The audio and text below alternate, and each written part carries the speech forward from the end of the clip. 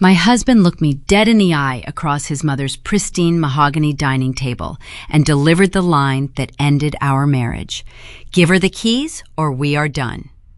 The room went silent. The only sound was the hum of the forced air heating pushing against the bitter Michigan winter outside. My mother-in-law Brenda sat at the head of the table, holding her wine glass halfway to her mouth, waiting for me to break. My sister-in-law Jessica sat across from me with a smug, practiced pout. They all expected tears. They expected me to raise my voice, to beg my husband not to throw away 5 years of marriage over a piece of metal. I looked at the three of them and felt nothing but the cold, steady calm of a software architect finding a fatal error in a string of code. Welcome back to Morning Revenge, where quiet women stop paying the price for loud mistakes. I am Phoebe. Before we get into how a single smart fob dismantled an entire family tree, drop your age and state in the comments. I want to know who is listening tonight. Let me tell you who I am before this family tries to paint me as the villain. I am a 30-year-old senior automotive software engineer living in the Detroit suburbs.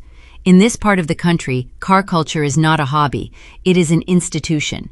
We respect engineering boundaries and we understand the weight of industrial property. I write the autonomous navigation software that keeps vehicles from drifting into oncoming traffic. I am paid very well to see disasters before they happen. My husband Marcus plays at being a consultant. He launches startups that never quite start while I pay the mortgage on our house, fund his leasing habits, and quietly cover the gaps when his sister Jessica runs out of rent money. I spent 5 years thinking my financial stability earned me a seat at their table.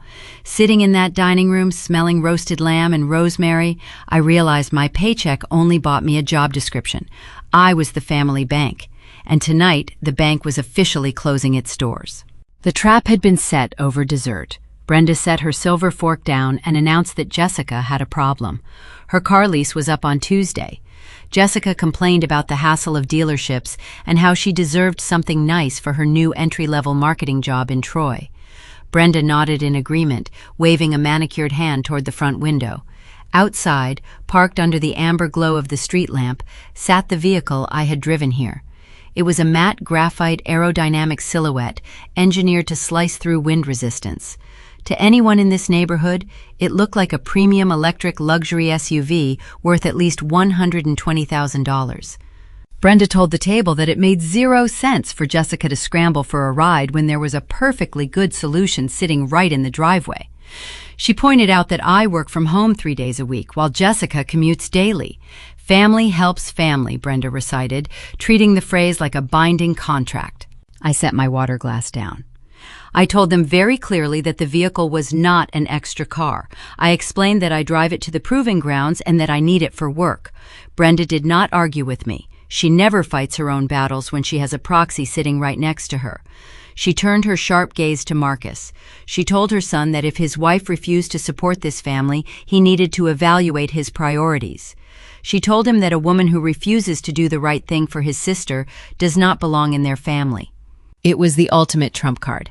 Brenda had played it before, usually to force me into paying for family vacations or co-signing loans.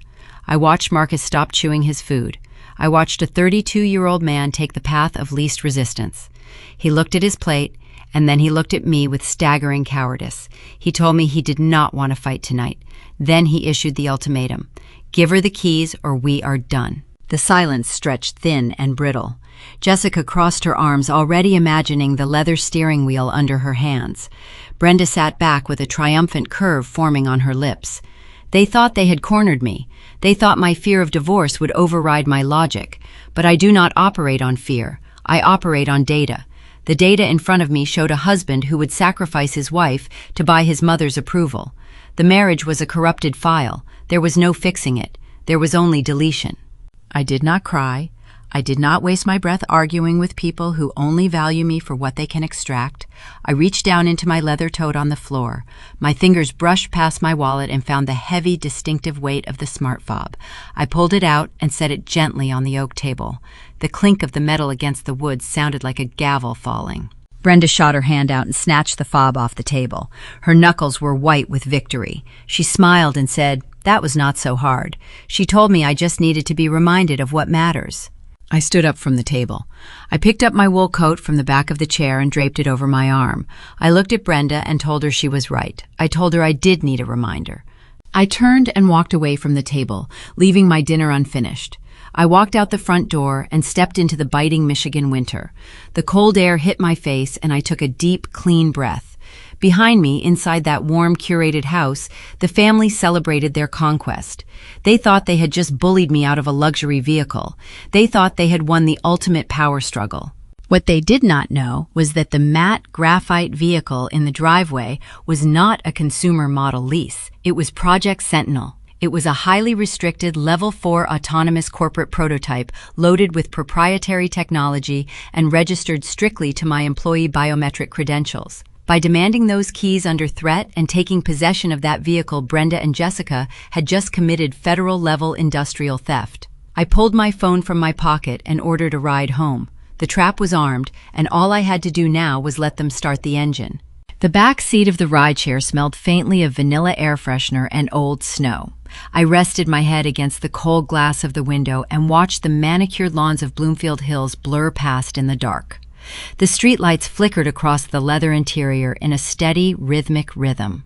The driver kept his eyes on the road with the radio turned down low. He did not ask if I was okay. I appreciated that.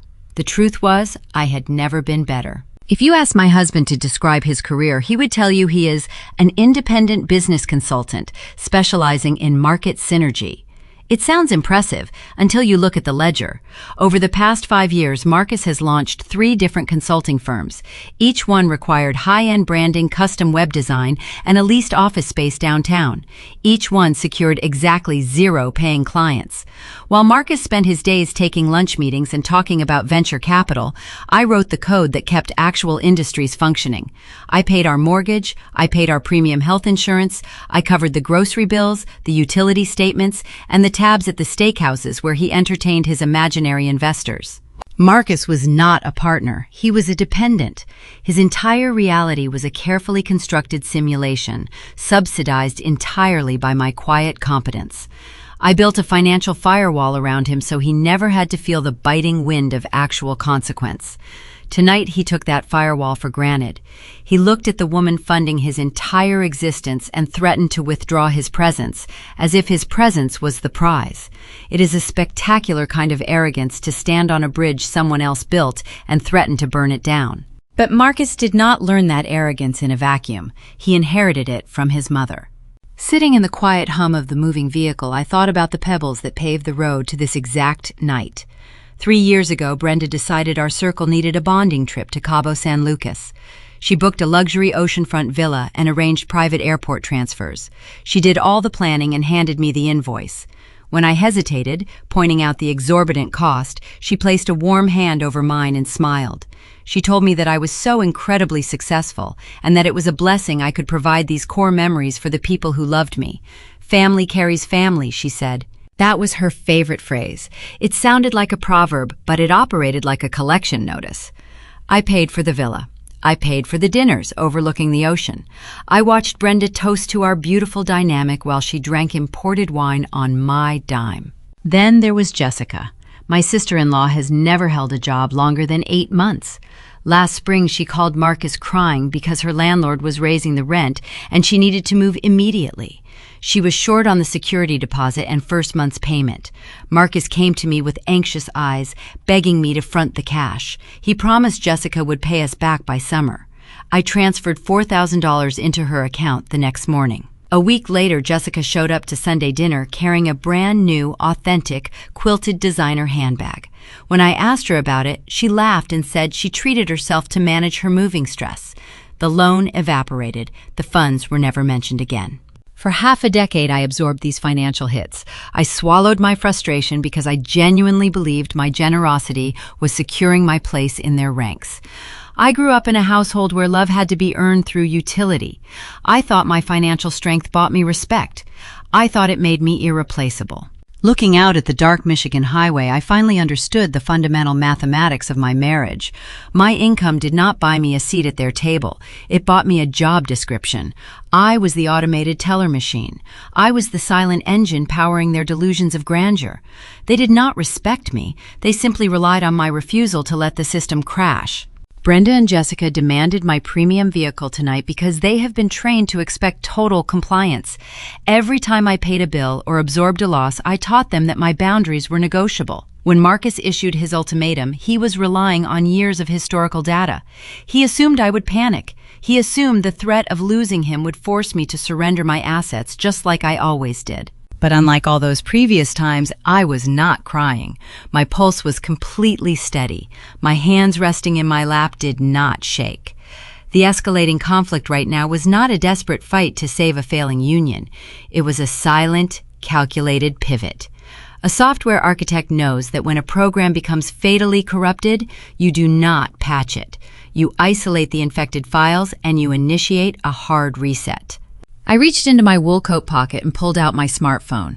My screen was clear. There were no frantic missed calls from Marcus. There were no text messages apologizing for his behavior.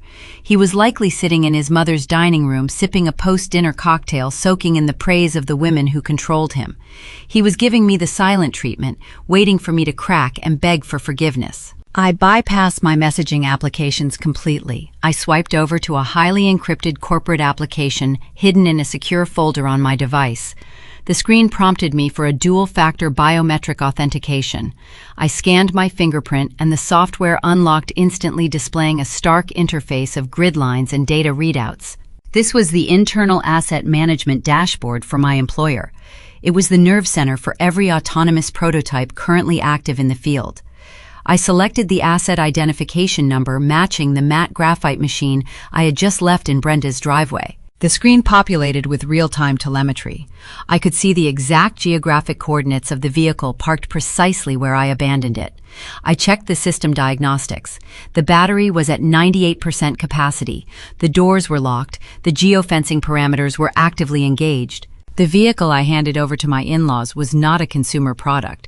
It was a rolling hard drive worth millions of dollars in proprietary research. It was geofenced to specific testing zones and programmed to recognize only my authorized biometric signature. It was a vault on wheels, and I had just handed them the keys, knowing they had absolutely no idea how to disable the alarm. I tapped a command on the screen, activating the high-priority alert protocols. I set the notification parameters to bypass my phone's silent mode. If that vehicle moved a single inch without my authorized presence in the driver's seat, my device would trigger an immediate security escalation. I locked my screen and slipped the phone back into my pocket. The rideshare pulled onto my quiet residential street. The trap I just laid was already armed and waiting in the dark. All I needed now was for my sister-in-law's entitlement to override her common sense. And based on 5 years of collected data, I knew exactly how this sequence would execute. The rideshare dropped me off at the end of my driveway. I unlocked the front door and stepped into the quiet foyer of the home I paid for. The silence was immediate and profound.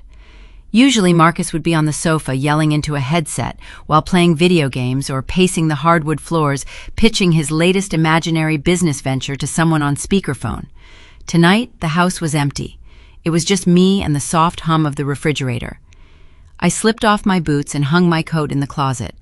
I felt like a mechanic stepping out of a noisy garage into a soundproof room.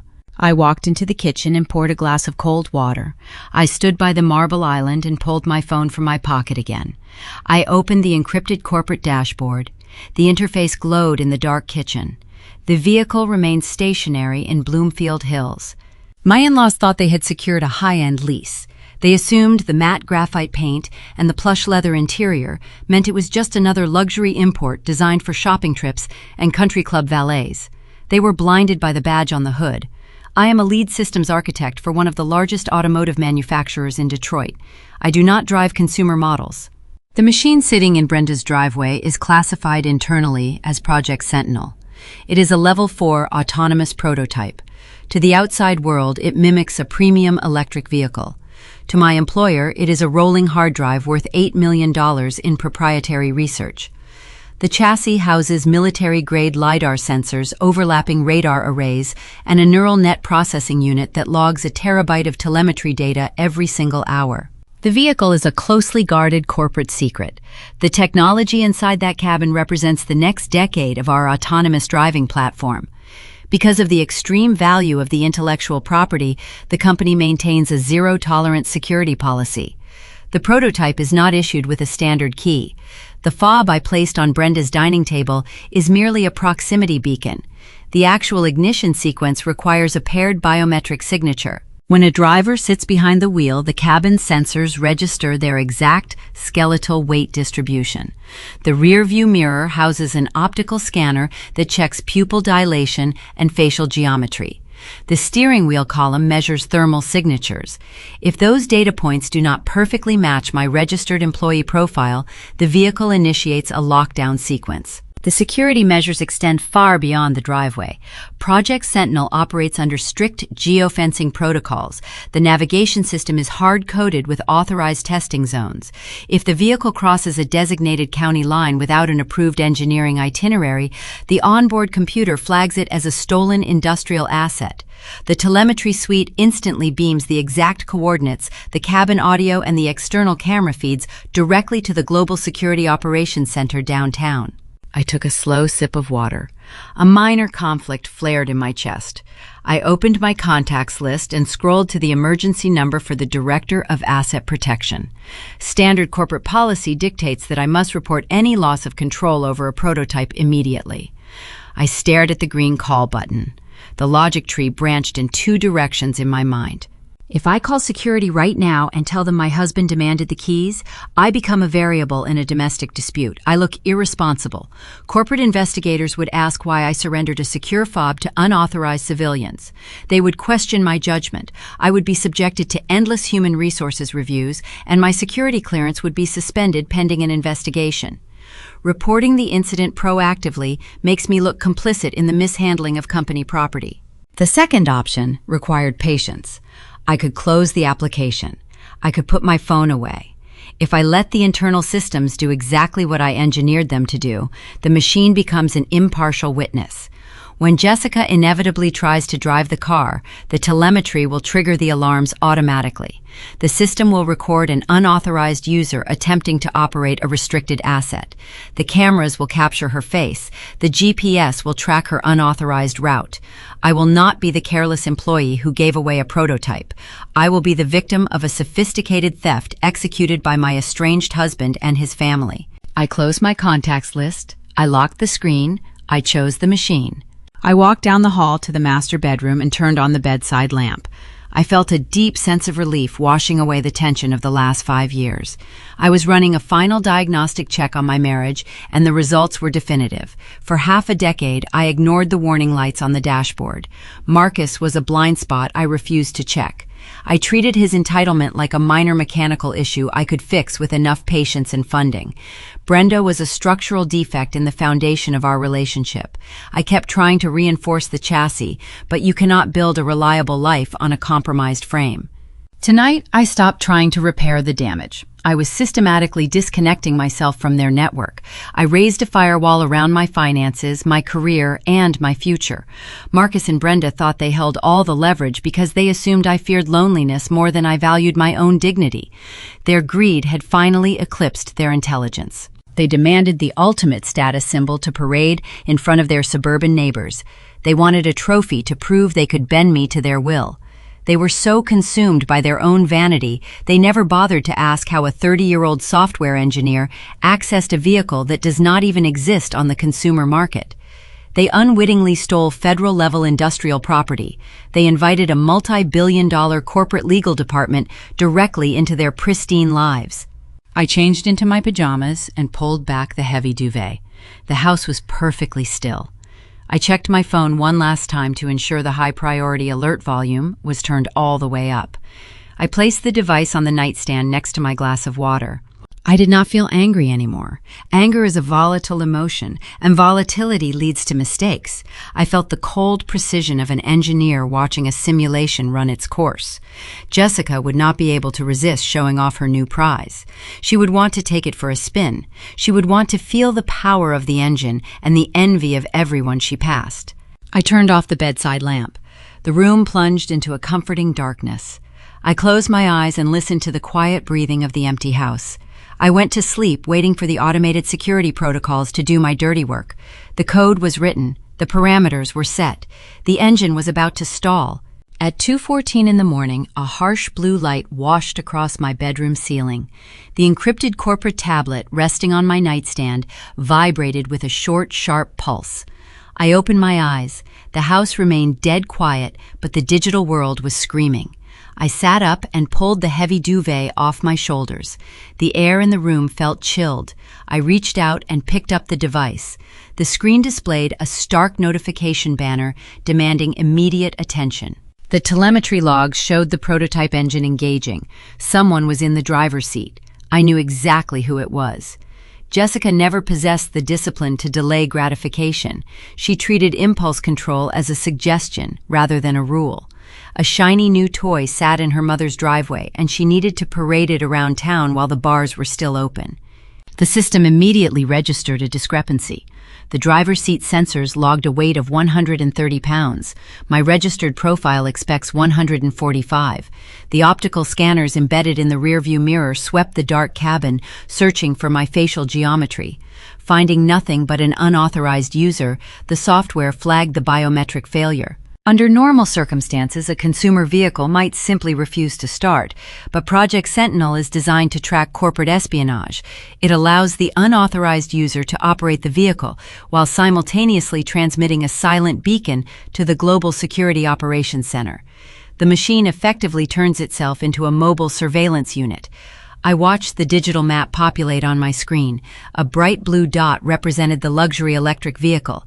It backed out of Brenda's driveway and turned onto the suburban street. Jessica was heading south. She was moving toward the highway. She wanted to be seen. She had spent her entire adult life curating a persona of effortless wealth on social media, despite constantly borrowing rent money from her brother. This late-night drive was her victory lap. She was probably drafting a post about manifesting her dreams right now. This was not new behavior. 2 years ago, Jessica borrowed a cashmere coat from my closet without asking. She wore it to a winter festival, spilled hot cider down the front, and returned it shoved in a plastic bag. Brenda told me not to be materialistic over a piece of fabric. They always minimized my property to maximize their convenience. But tonight, Jessica was not wearing a borrowed sweater. She was driving a classified corporate asset. The blue dot merged onto Interstate 75. The speed readout climbed. 50 miles per hour, 60, 65. She was approaching the Wayne County border. The geofence protocol establishes a strict testing perimeter for all Level 4 prototypes. The vehicle is legally prohibited from leaving Oakland County without approved engineering documentation. The boundaries are not arbitrary. They are mandated by federal transportation guidelines to protect unreleased autonomous features from public scrutiny. I watched the map with held breath. The tension in my dark bedroom was absolute. I was a ghost watching my own haunting unfold in real time. The glowing dot crossed the invisible digital boundary. The tablet screen flashed brilliant crimson. A high-priority warning scrolled across the interface. Unauthorized asset movement. Security protocol initiated. The vehicle was now officially flagged as a stolen asset in transit. The onboard cameras were actively recording the cabin interior, capturing crystal-clear night vision footage of Jessica behind the wheel. The microphone array recorded the music she was playing and every word she spoke. Even the engine torque and tire pressure were being logged and transmitted to a secure server. I sat perfectly still in the quiet house. Every mile Jessica drove was another nail hammered into the coffin of Marcus and his family. The system logged her erratic lane changes. It recorded sudden heavy braking patterns, indicating she was likely distracted by her phone. It captured the exact geographic coordinates of her joyride down to the meter. She believed she was parading her dominance over her sister-in-law. She thought she won the ultimate prize by taking the keys I handed her at the dinner table. She imagined me crying in my empty house, mourning the loss of a luxury machine. The irony was exquisite. She was actively generating an airtight, time-stamped digital confession of Grand Theft Auto. I thought about Marcus. He was likely asleep in his childhood bedroom at Brenda's house, feeling victorious. He probably believed his ultimatum worked perfectly. He assumed I retreated to our shared home to weep and reconsider my priorities. He had no idea his wife was sitting in the dark watching his sister drive their entire family into a federal predicament. I did not panic. I did not intervene. I swiped my finger across the glass, capturing screenshots of every telemetry readout. I documented the biometric failure, the geofence breach, and the real-time speed logs. I saved the images into a newly created folder on my secure personal cloud drive. I named the folder Liability. I was quietly building an evidentiary trail that no defense attorney could ever dismantle. The glowing red dot finally slowed down exiting the highway near downtown Detroit. She was miles outside the approved testing zone. The corporate security grid was now fully aware of a compromised asset worth millions. The automated tracking algorithms were calculating her trajectory and dispatching alerts to the overnight asset recovery teams. I placed the tablet face down on the nightstand. The crimson light extinguished, leaving the room bathed in shadows once more. I checked the digital clock on my wall. It read 2:30 in the morning. I reached out and set my alarm for 6 o'clock sharp. I laid my head back onto the pillows. I closed my eyes and listened to the wind howling against the frosted glass of the bedroom window. The machine was in motion. There was no stopping it now. The sequence of events had passed the point of no return. But as I drifted back to sleep, my thoughts shifted away from the blinking dot on the screen. Jessica was merely a symptom of a much larger disease. She took the car because she was taught that my possessions were community property. The real infection was the woman who demanded the keys and the man who stood by and watched it happen. Tomorrow morning, the corporate consequences would arrive at Brenda's front door with flashing lights and a tow truck. But the legal fallout was only the beginning. I needed to prepare for the moment Marcus woke up and realized his ultimatum had catastrophic personal implications.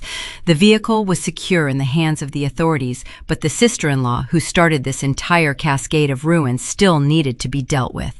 I lay awake in the dark, waiting for the Michigan sun to rise. The silence of the house gave me time to reflect on the exact price of admission to Marcus and Brenda's family. I called it the sister-in-law tax. It was not a formal levy. It was a silent, systemic extraction of my resources to subsidize Jessica's carefully curated reality. Jessica is 32 years old. She holds a degree in communications that she treats like a decorative artifact rather than a professional qualification. For the past decade, her employment history has resembled a carousel of entry-level positions she inevitably abandons because the managers do not recognize her visionary potential. While Jessica complained about corporate toxicity, I woke up at 5 in the morning to compile algorithms. While she curated her social media feeds, displaying a lifestyle of effortless luxury, I balanced our household budget to absorb her hidden debts. Brenda shielded her daughter from the sharp edges of the real world. Brenda believed her children were meant to glide through life unimpeded by consequences. To maintain that illusion, they required a designated shock absorber. I was recruited for that exact purpose. Toxic families do not operate through physical force. They operate through assigned roles. They rely entirely on the strong one to absorb their failures. If you are competent, you are penalized with responsibility. If you are fragile, you are rewarded with endless grace. I was penalized every single month. The true depth of this dynamic solidified 2 winters ago during the designer coat incident. I had just received a significant promotion at the firm. To celebrate crossing a major career milestone, I purchased a tailored charcoal wool coat from an exclusive boutique in Chicago. It was an elegant piece of craftsmanship. It represented years of grueling education and late nights writing code. I hung it in the front hall closet, feeling a quiet sense of pride every time I looked at it. 3 days later, the coat vanished. I searched the house, assuming I had misplaced it. Marcus claimed ignorance. That evening, I opened my social media applications and saw Jessica's face glowing on my screen. She was attending a rooftop winter festival downtown. She was wearing my charcoal wool coat. She did not ask to borrow it. She simply walked into my home when I was not there and took it because it fit her aesthetic for the evening. When I confronted her the following day, she arrived at Brenda's house carrying a crumpled plastic grocery bag. She handed the bag to me with a dramatic sigh. Inside, the exquisite wool was stained with a dark streak of mulled wine. The fabric was stiff and ruined beyond repair by any dry cleaner. Jessica did not apologize. She complained that the festival was crowded and someone bumped into her, ruining her night. I looked at the destroyed garment and felt a surge of genuine anger. I turned to my mother-in-law, expecting her to mandate accountability. Instead, Brenda placed her manicured hands on Jessica's shoulders, forming a protective barrier. Brenda looked at me with deep disappointment. She told me to lower my voice. She said, "It is just a material object, Phoebe." She instructed me not to be so materialistic and reminded me that family matters far more than fabric. That was the exact moment I understood the rules of their game. My property was not my own. My achievements were simply communal resources waiting to be harvested. If I expressed distress over a stolen and destroyed item, I was labeled cold and materialistic. If Jessica committed the theft and the destruction, she was positioned as the victim of my unreasonable standards. The golden child was allowed to break things. The bank was expected to sweep up the glass and apologize for the noise.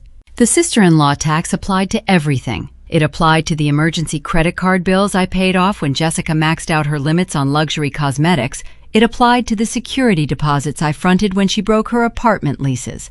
Marcus facilitated the entire operation. He operated as the middleman, packaging his sister's negligence as temporary setbacks requiring my immediate financial intervention.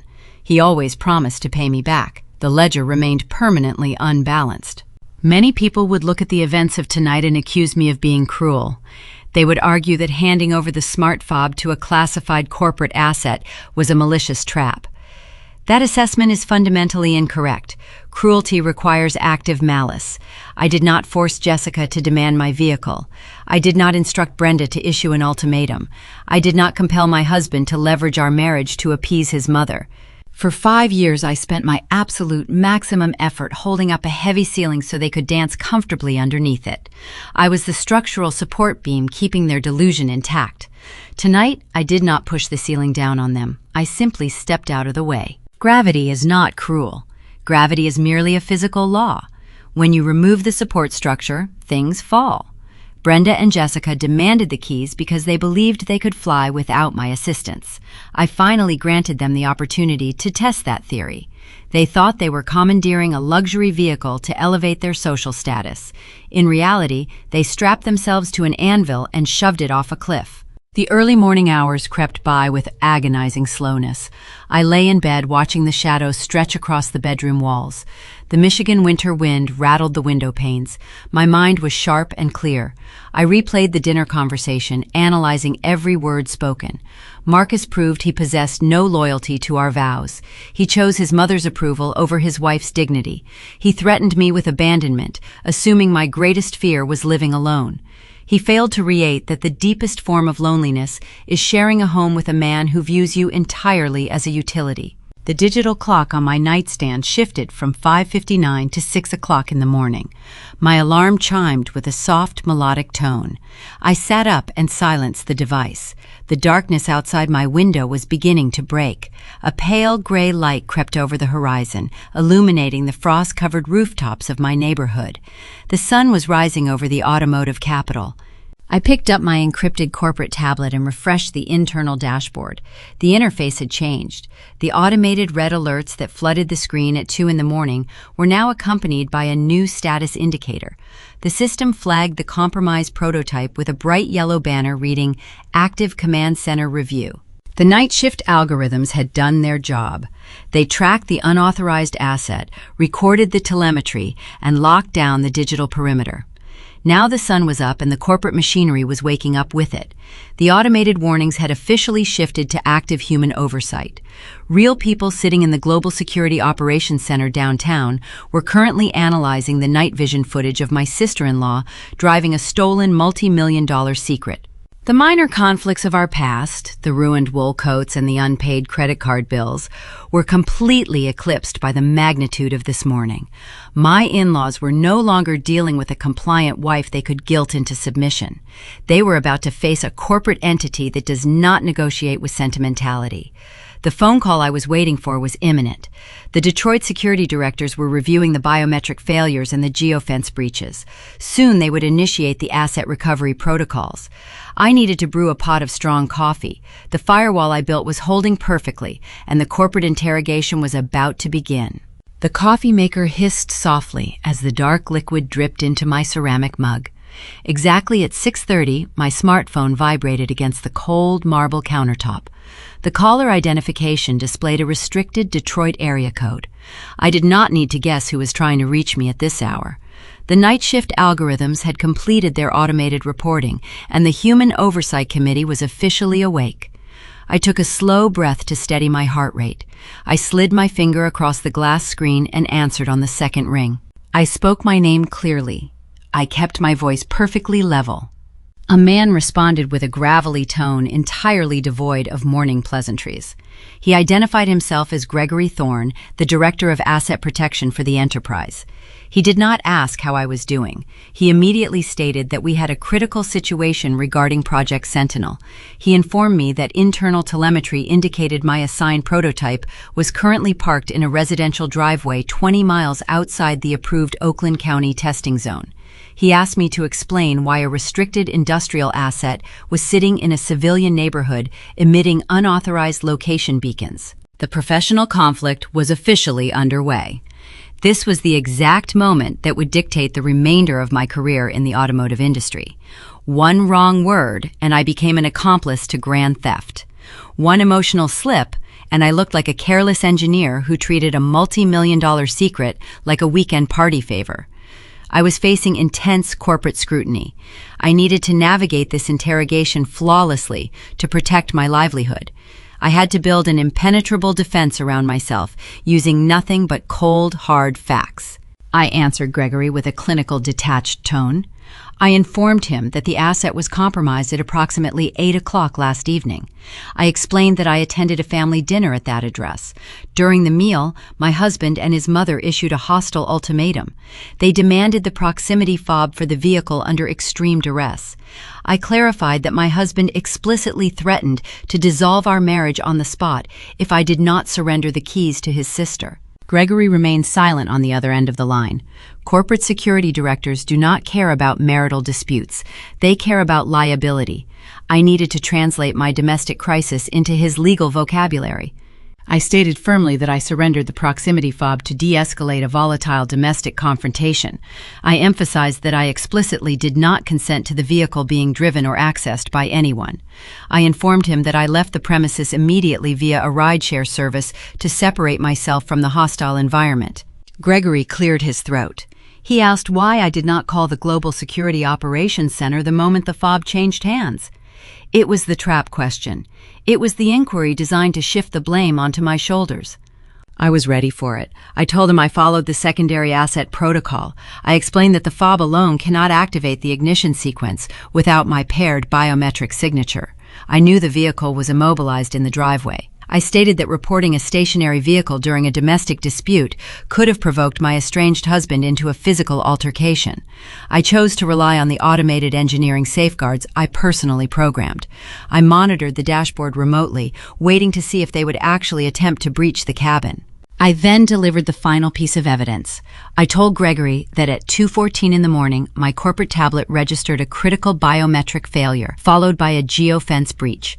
I stated that an unauthorized user managed to initiate a transit sequence and drove the prototype south on the interstate. I informed him that I possessed timestamp screenshots of the entire unauthorized route. I officially requested that the asset be marked as compromised by theft. The tension on the phone line shifted instantly. The moment I used the word theft, The minor conflict of the corporate interrogation dissolved. I was no longer a negligent employee facing a disciplinary hearing. I was a cooperating witness reporting a felony. My clean professional record and my meticulous documentation created an absolute firewall around my career.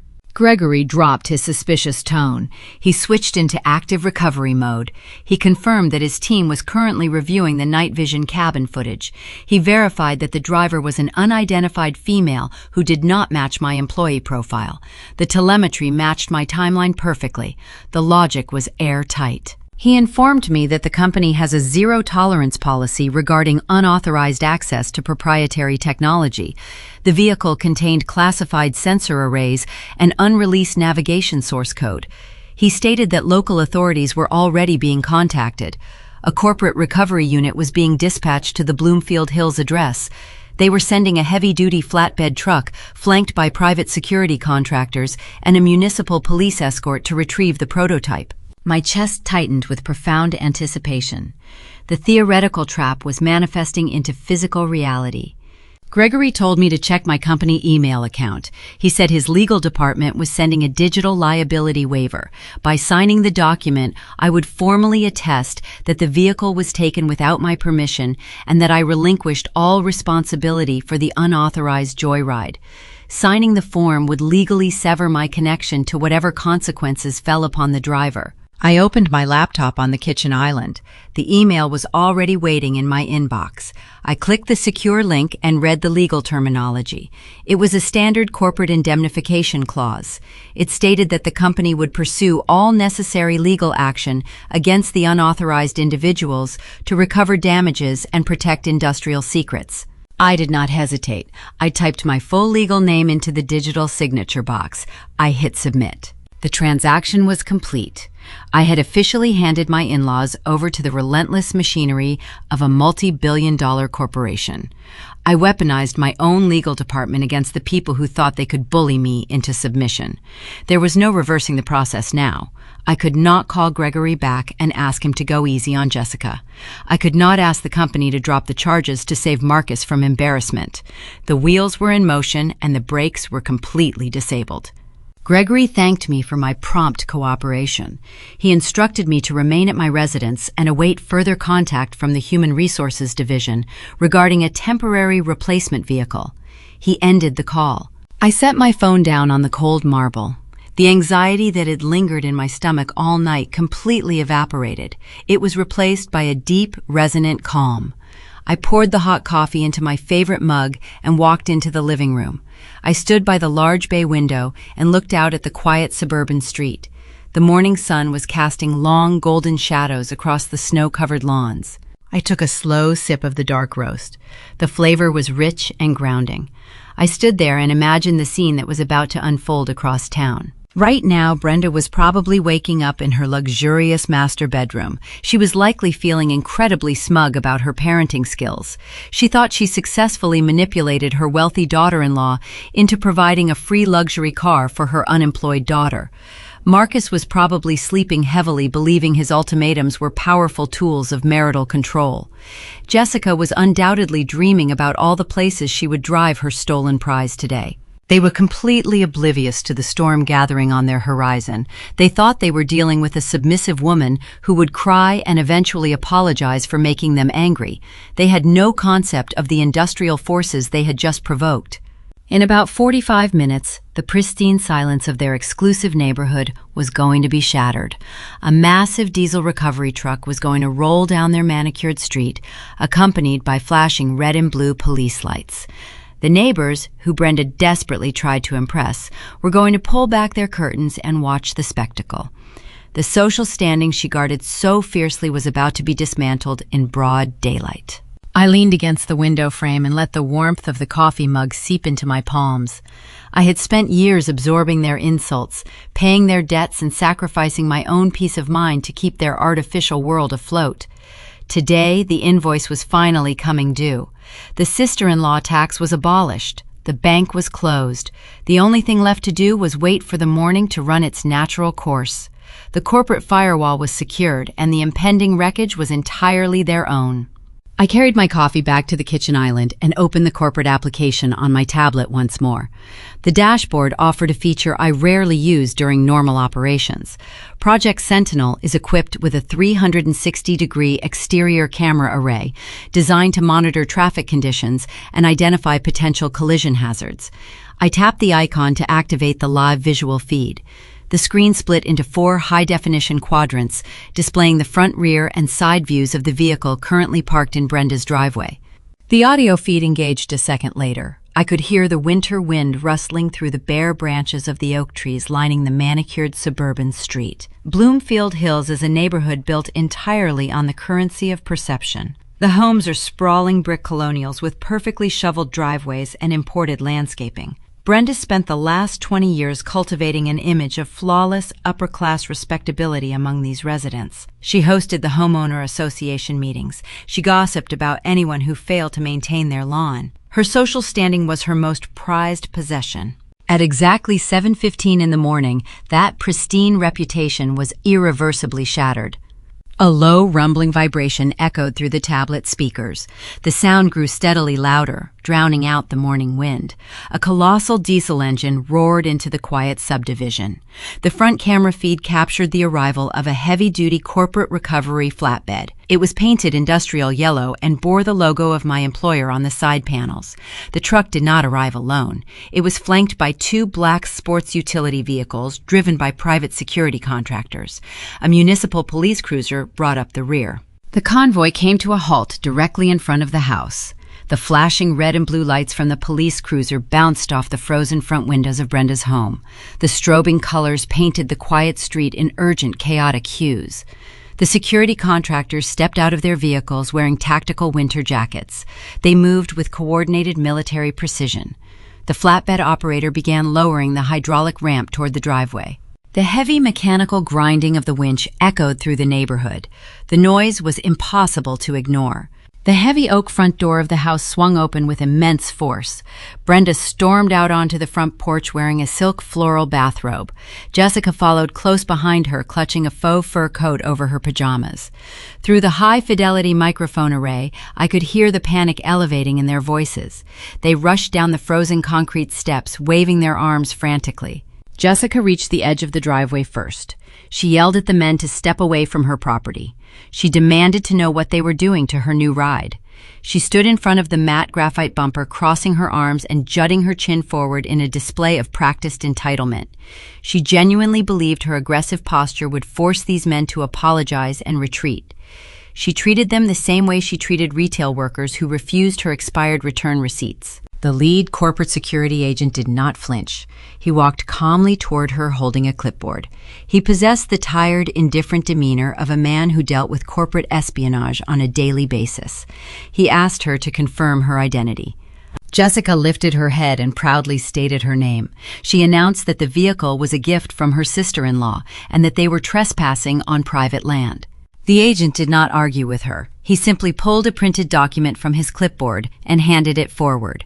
He informed her that he was executing a corporate seizure order for a stolen industrial asset. He stated that the vehicle belonged to the enterprise and was currently emitting unauthorized location telemetry outside the designated engineering zone. He instructed her to step aside so the recovery team could load the machinery. Jessica stared at the paper in her hand. Her smug expression evaporated. She looked back at her mother for backup. Brenda marched down the driveway to join the confrontation. She tightened her silk robe around her waist. She attempted to use her standard tactics of intimidation and volume.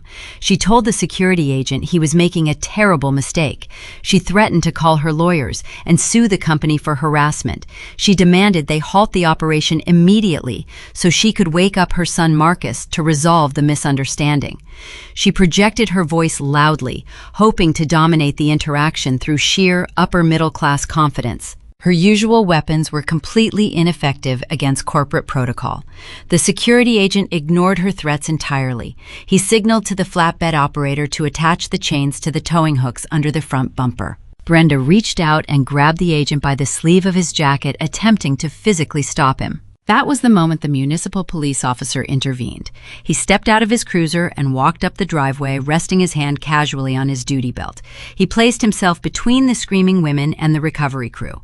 The officer looked directly at Jessica. He spoke in a loud, authoritative voice that carried perfectly through the microphone feed. He informed her that she was currently in possession of a stolen prototype valued at over $8 million. He advised her that the corporate representatives were declining to press immediate felony charges only because the asset was stationary. He then pointed a gloved finger at Brenda. He warned her that if she touched the security personnel one more time, she would be placed in handcuffs for obstructing a lawful recovery operation. The word handcuffs hung in the freezing morning air. It stripped away every ounce of Brenda's manufactured authority. She froze mid-sentence. Her mouth remained open, but no sound came out. She slowly lowered her hand and took a step backward. Jessica began to cry. It was not the manipulative pouting she displayed at the dinner table. It was the genuine hysterical weeping of a woman who finally realized her actions carried severe, real-world consequences. She yelled that she did not know it was a secret prototype. She sobbed that I had tricked her into taking the keys. The police officer shook his head. He told her to take the argument up with a defense attorney.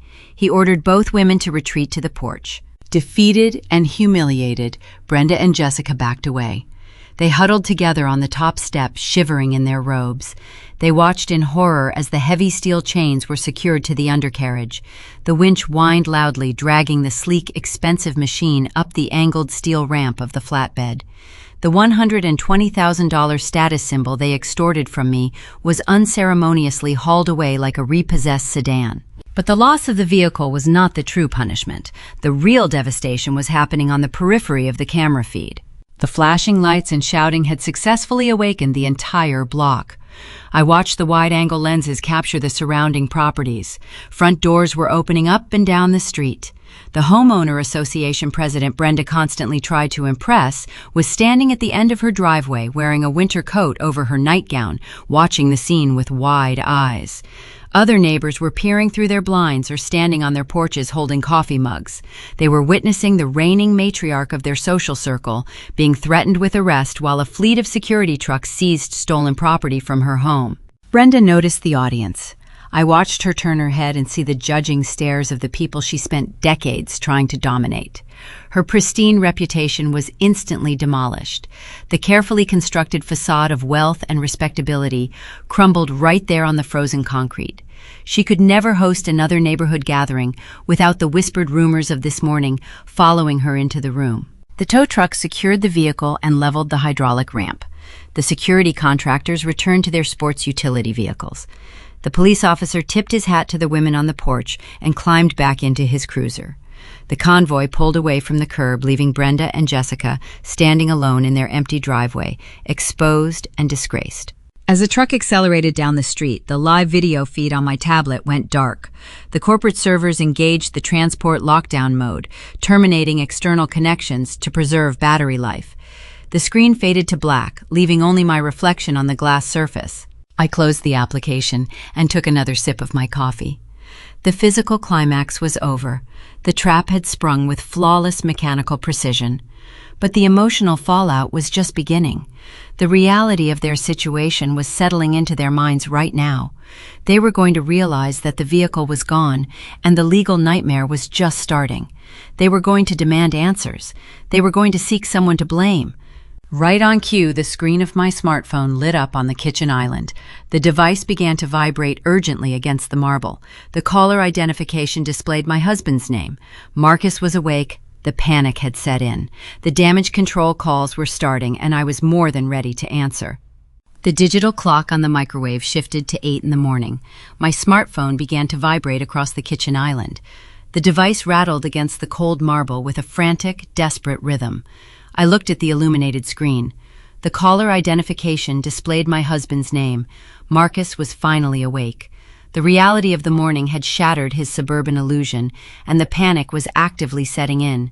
He probably woke up to the sound of his mother screaming in the hallway.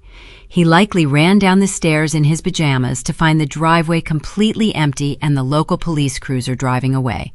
For the first time in his 32 years of life, he was facing a consequence that could not be swept under a rug or paid off with my credit card. The protective bubble his mother inflated around him had just popped in the most spectacular fashion imaginable. I let the device buzz for a few seconds longer. I wanted him to wait. I wanted to establish the new tempo of our dynamic before I even spoke a single word. I picked up the receiver and swiped the green button to accept the connection. I brought the speaker to my ear and said absolutely nothing. I let him speak first. He did not say hello. He did not ask how I was doing. His voice exploded through the earpiece, loud and breathless.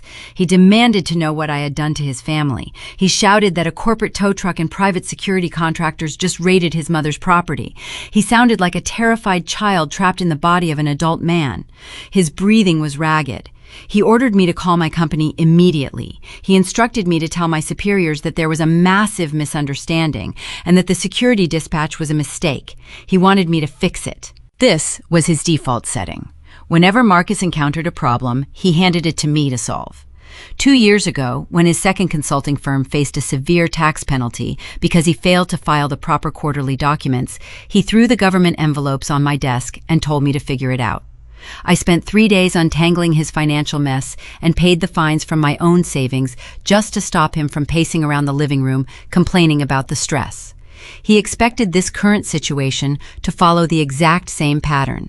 He viewed a federal-level corporate asset seizure as just another administrative error for his capable wife to handle. I did not raise my voice. I did not match his frantic energy. I spoke with the cold precision of a software architect diagnosing a critical system failure. I cannot fix this, I said evenly.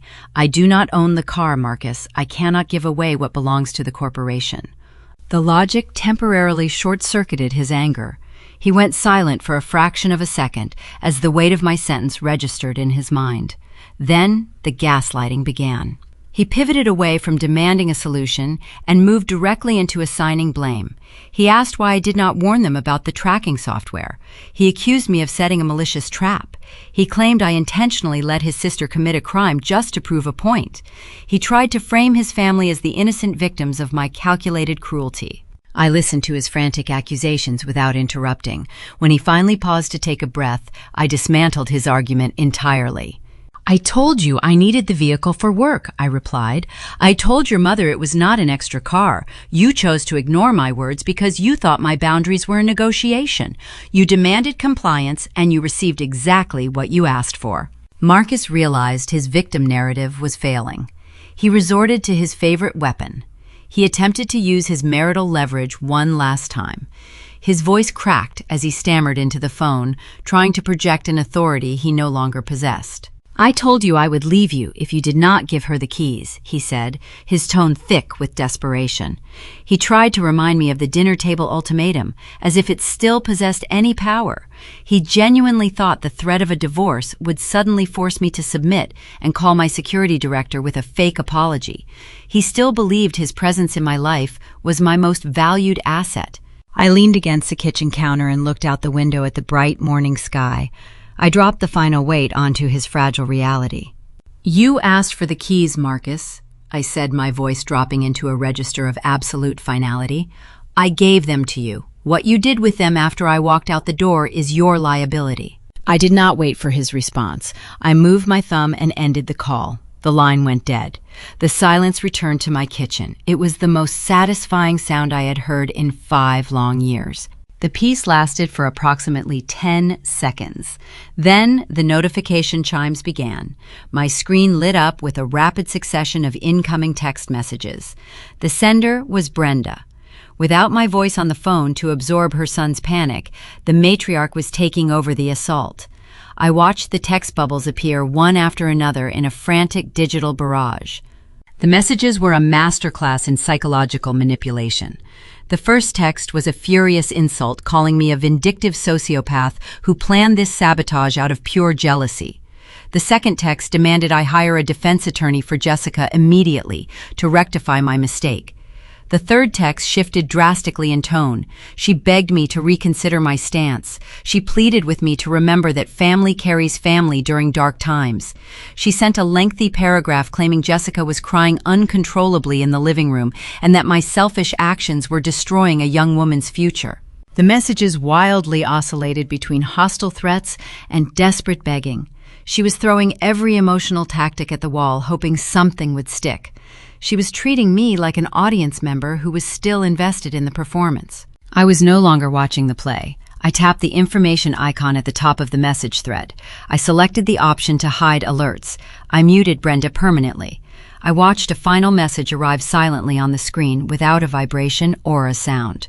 The power dynamic had officially inverted. They were screaming into a void, and I was holding the mute button. I set the phone down next to my empty coffee mug. Hanging up on Marcus felt incredibly liberating, but I knew it was only a temporary victory. Narcissists do not accept defeat gracefully. When they realize they cannot control you with guilt, they will attempt to control you with logistics. Marcus still had a physical key to this house. He still had active access to our joint checking accounts. He still possessed the credit cards that I diligently paid off every single month. If he realized his sister needed thousands of dollars for a criminal defense attorney, he would not hesitate to drain my savings to fund her legal team. My verbal boundaries were established. Now I needed to build a financial fortress. I walked toward my home office to gather my personal documents. I had an appointment to make and a very specific lawyer to visit before the banks opened for regular business hours. The emotional extraction was complete, but the administrative untangling was just about to begin. I walked into my home office and locked the door behind me. The morning light filtered through the blinds, casting long, thin shadows across my desk. While Marcus and his mother were scrambling to understand the federal-level consequences they just invited into their lives, I was taking decisive forward motion. Toxic families thrive on the chaos of the immediate aftermath. They expect you to sit frozen in place, waiting for their next emotional outburst. I do not wait for the system to crash before writing a patch. I execute the code. I knelt beside the fireproof safe tucked under the windowsill and dialed the combination. The heavy steel door clicked open. I reached inside and pulled out a thick accordion folder containing every critical document attached to my name. My birth certificate, the deed to the house which I purchased before the wedding, 5 years of meticulously filed tax returns, proving I generated 95% of our household income. I placed the folder into my leather tote bag and walked out of the house. I did not leave a note on the kitchen counter. There was nothing left to discuss. I pulled my secondary vehicle out of the garage and drove onto the icy Michigan roads. The heater hummed, pushing warm air against the frozen windshield. My destination was not a coffee shop or a friend's house to seek comfort. I was driving to a pristine glass building in downtown Birmingham to meet with a family law attorney I retained quietly 3 weeks ago. People who hear this story often assume the dinner table ultimatum was the moment I finally snapped. They think I made a sudden, irrational decision out of spite. That is incorrect. The ultimatum was not a catalyst. It was a final diagnostic test on a failing system. 3 weeks prior, Marcus approached me in the kitchen while I was preparing dinner. He casually mentioned that Jessica wanted to attend a prestigious digital marketing seminar in Miami. He told me the tuition and flights cost $4,000. He asked me to transfer the funds from our joint savings account. When I refused, pointing out that she still owed us money from her last apartment disaster, Marcus slammed his hands on the granite counter. He called me unsupportive. He told me I was hoarding my wealth while his sister suffered. He stormed out of the house and refused to speak to me for 2 days. That was the pebble that cracked the windshield. That was the moment I recognized the financial pipeline keeping his family comfortable was never going to close voluntarily. I had to shut the valve myself. I booked a consultation with a lawyer the very next morning. I drafted the separation paperwork while Marcus was busy pretending to be an entrepreneur. Handing over the smart fob last night was not a sudden breakdown. It was me giving them the final piece of rope they desperately wanted. They chose to tie the knot themselves. I parked in the underground structure and rode the elevator to the 5th floor. The receptionist offered me sparkling water and guided me into a spacious conference room overlooking the city skyline. Attorney Evelyn Vance entered a moment later. Evelyn is a woman who wears tailored suits and wastes zero time on pleasantries. She operates with a cold, sterile precision that I deeply admire. She sat across from me and opened a sleek manila folder. She asked if I was ready to proceed with the filing. I told her the events of the morning had accelerated the timeline. I explained the corporate seizure at Brenda's house. Evelyn allowed a brief, calculating smile to touch her lips before returning to her professional demeanor. She slid the final divorce petition across the polished mahogany table. I looked down at the crisp white paper, The terms were brutally simple. Because I owned the property prior to the marriage and Marcus possessed zero verifiable assets, the division of property was heavily weighted in my favor. I requested no alimony because he had no income to provide. I accepted all my own debts and retained all my own capital. It was a clean, surgical extraction. Before I picked up the pen, I needed to handle the logistics. I opened the banking application on my smartphone. The screen displayed our joint checking and savings accounts. The balances represented the sweat of my labor. I tapped the routing settings. I redirected my bi-weekly engineering payroll deposits from the shared account into a secure single-signer account I opened days earlier. The software confirmed the change with a green check mark. The primary financial artery was officially severed. Marcus would never see another cent of my corporate salary. Next, I navigated to the credit card management portal. Marcus carried 2 premium rewards cards in his wallet. Both were tied directly to my credit profile. I reviewed the pending transactions from the previous 48 hours. There was a charge for $85 at an upscale cigar lounge. There was a receipt for $200 at a boutique printing shop for a new batch of his useless business consulting cards. He was spending my money to fund his arrogance while demanding I surrender my vehicle to his sister. I selected the security options menu. I pressed the toggle switch labeled Freeze Card. I repeated the action for the second account. The digital sliders shifted from blue to gray. The conflict was purely administrative, but the physical satisfaction was immense. I was systematically dismantling the financial pipeline that subsidized their entitlement. I did not need to scream on a front porch. I did not need to throw plates or hurl insults. I used the quiet, devastating power of bureaucracy. Brenda relied on messy emotional warfare to control her environment. She used guilt and volume to force compliance. I preferred the quiet certainty of encrypted data and legally binding contracts. I placed my phone face down on the table. I picked up the heavy brass pen Evelyn provided. The ink flowed smoothly across the signature line at the bottom of the petition. I pressed hard, leaving an indentation on the pages beneath it. The tension I had carried in my neck for 5 years dissolved the moment I crossed the final letter of my name.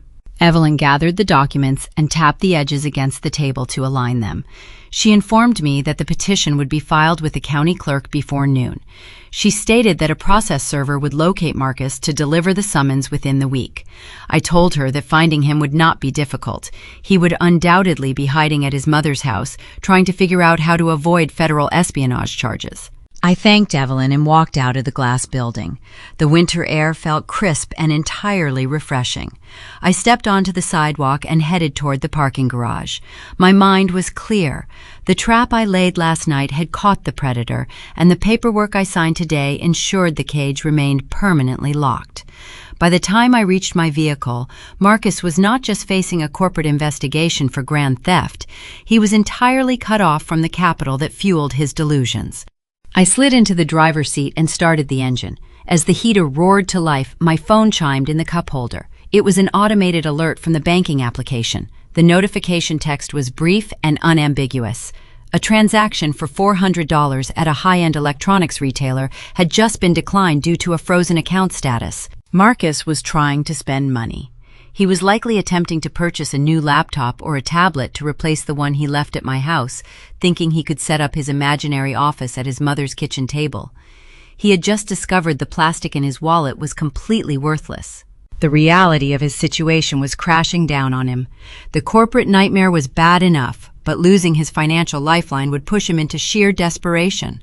He would realize he was stranded. He would need someone to blame. The declined transaction meant he was coming to find me. He would not wait for a process server. He would bypass the phone calls and head straight to the one place he knew he could corner me. I shifted the car into drive and steered toward the corporate research campus. The legal liability was about to collide with his shattered ego right in my company parking lot. The drive to the corporate research campus offered a stark contrast to the chaotic emotional landscape of my marriage. The facility sits behind a formidable perimeter of reinforced steel fencing and high-definition surveillance cameras. I pulled up to the security checkpoint and rolled down my window. The winter wind whipped through the cabin, but I felt entirely insulated. I held my employee identification badge against the optical reader. The machine chimed a pleasant tone, and the heavy barricade lifted, granting me access to a fortress built on logic and proprietary engineering. I parked in my designated space and took the elevator to the systems architecture floor. The environment here hums with a quiet, sterile efficiency. There are no raised voices. There are no manipulative guilt trips. There are only data streams and quantifiable results. I sat at my ergonomic desk and unlocked my workstation. The first item in my digital inbox was an encrypted memorandum from Gregory Thorne. The Director of Asset Protection did not waste time. The morning recovery operation in Bloomfield Hills was only the initial phase of their response. The memorandum detailed the ensuing legal barrage currently raining down upon my in-laws. Following the physical seizure of the prototype, the automaker dispatched a team of corporate couriers to Brenda's residence. They served her with a formal cease and desist order alongside a notice of investigation for suspected corporate espionage. Because the vehicle contained unreleased navigation algorithms and classified sensor technology, any unauthorized operation is treated as an attempt to access proprietary trade secrets. Jessica was facing an even darker reality. The document outlined that the company legal department was coordinating directly with the county prosecutor. The prototype carried an estimated research and development value far exceeding $100,000. In the state of Michigan, possessing and operating stolen property of that magnitude elevates the crime from a simple misdemeanor to a severe felony. Jessica was no longer dealing with a suburban misunderstanding. She was staring down the barrel of a grand theft auto charge that carried mandatory state prison time. I closed the memorandum. The sheer scale of their impending ruin was breathtaking. Brenda always believed she could talk her way out of any consequence by deploying a few tears and leveraging her neighborhood reputation. She was about to discover that federal industrial laws do not respond to country club charm. At exactly 10:15, my desk phone chimed. It was the front gate security pavilion. The guard on duty informed me that a frantic individual claiming to be my husband was currently blocking the visitor entrance. He stated the man was yelling at the intercom, demanding immediate entry and refusing to move his vehicle. Marcus had arrived. The declined transaction at the electronics retailer was the initial spark, but the arrival of the corporate couriers at his mother's house was the gasoline.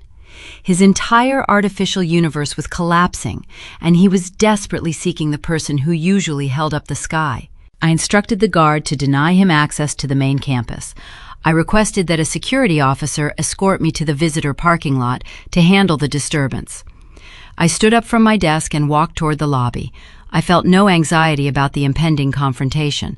I felt the clinical curiosity of an engineer observing a stress test on a failing material. I walked out the glass double doors flanked by a broad-shouldered security officer wearing a high-visibility jacket.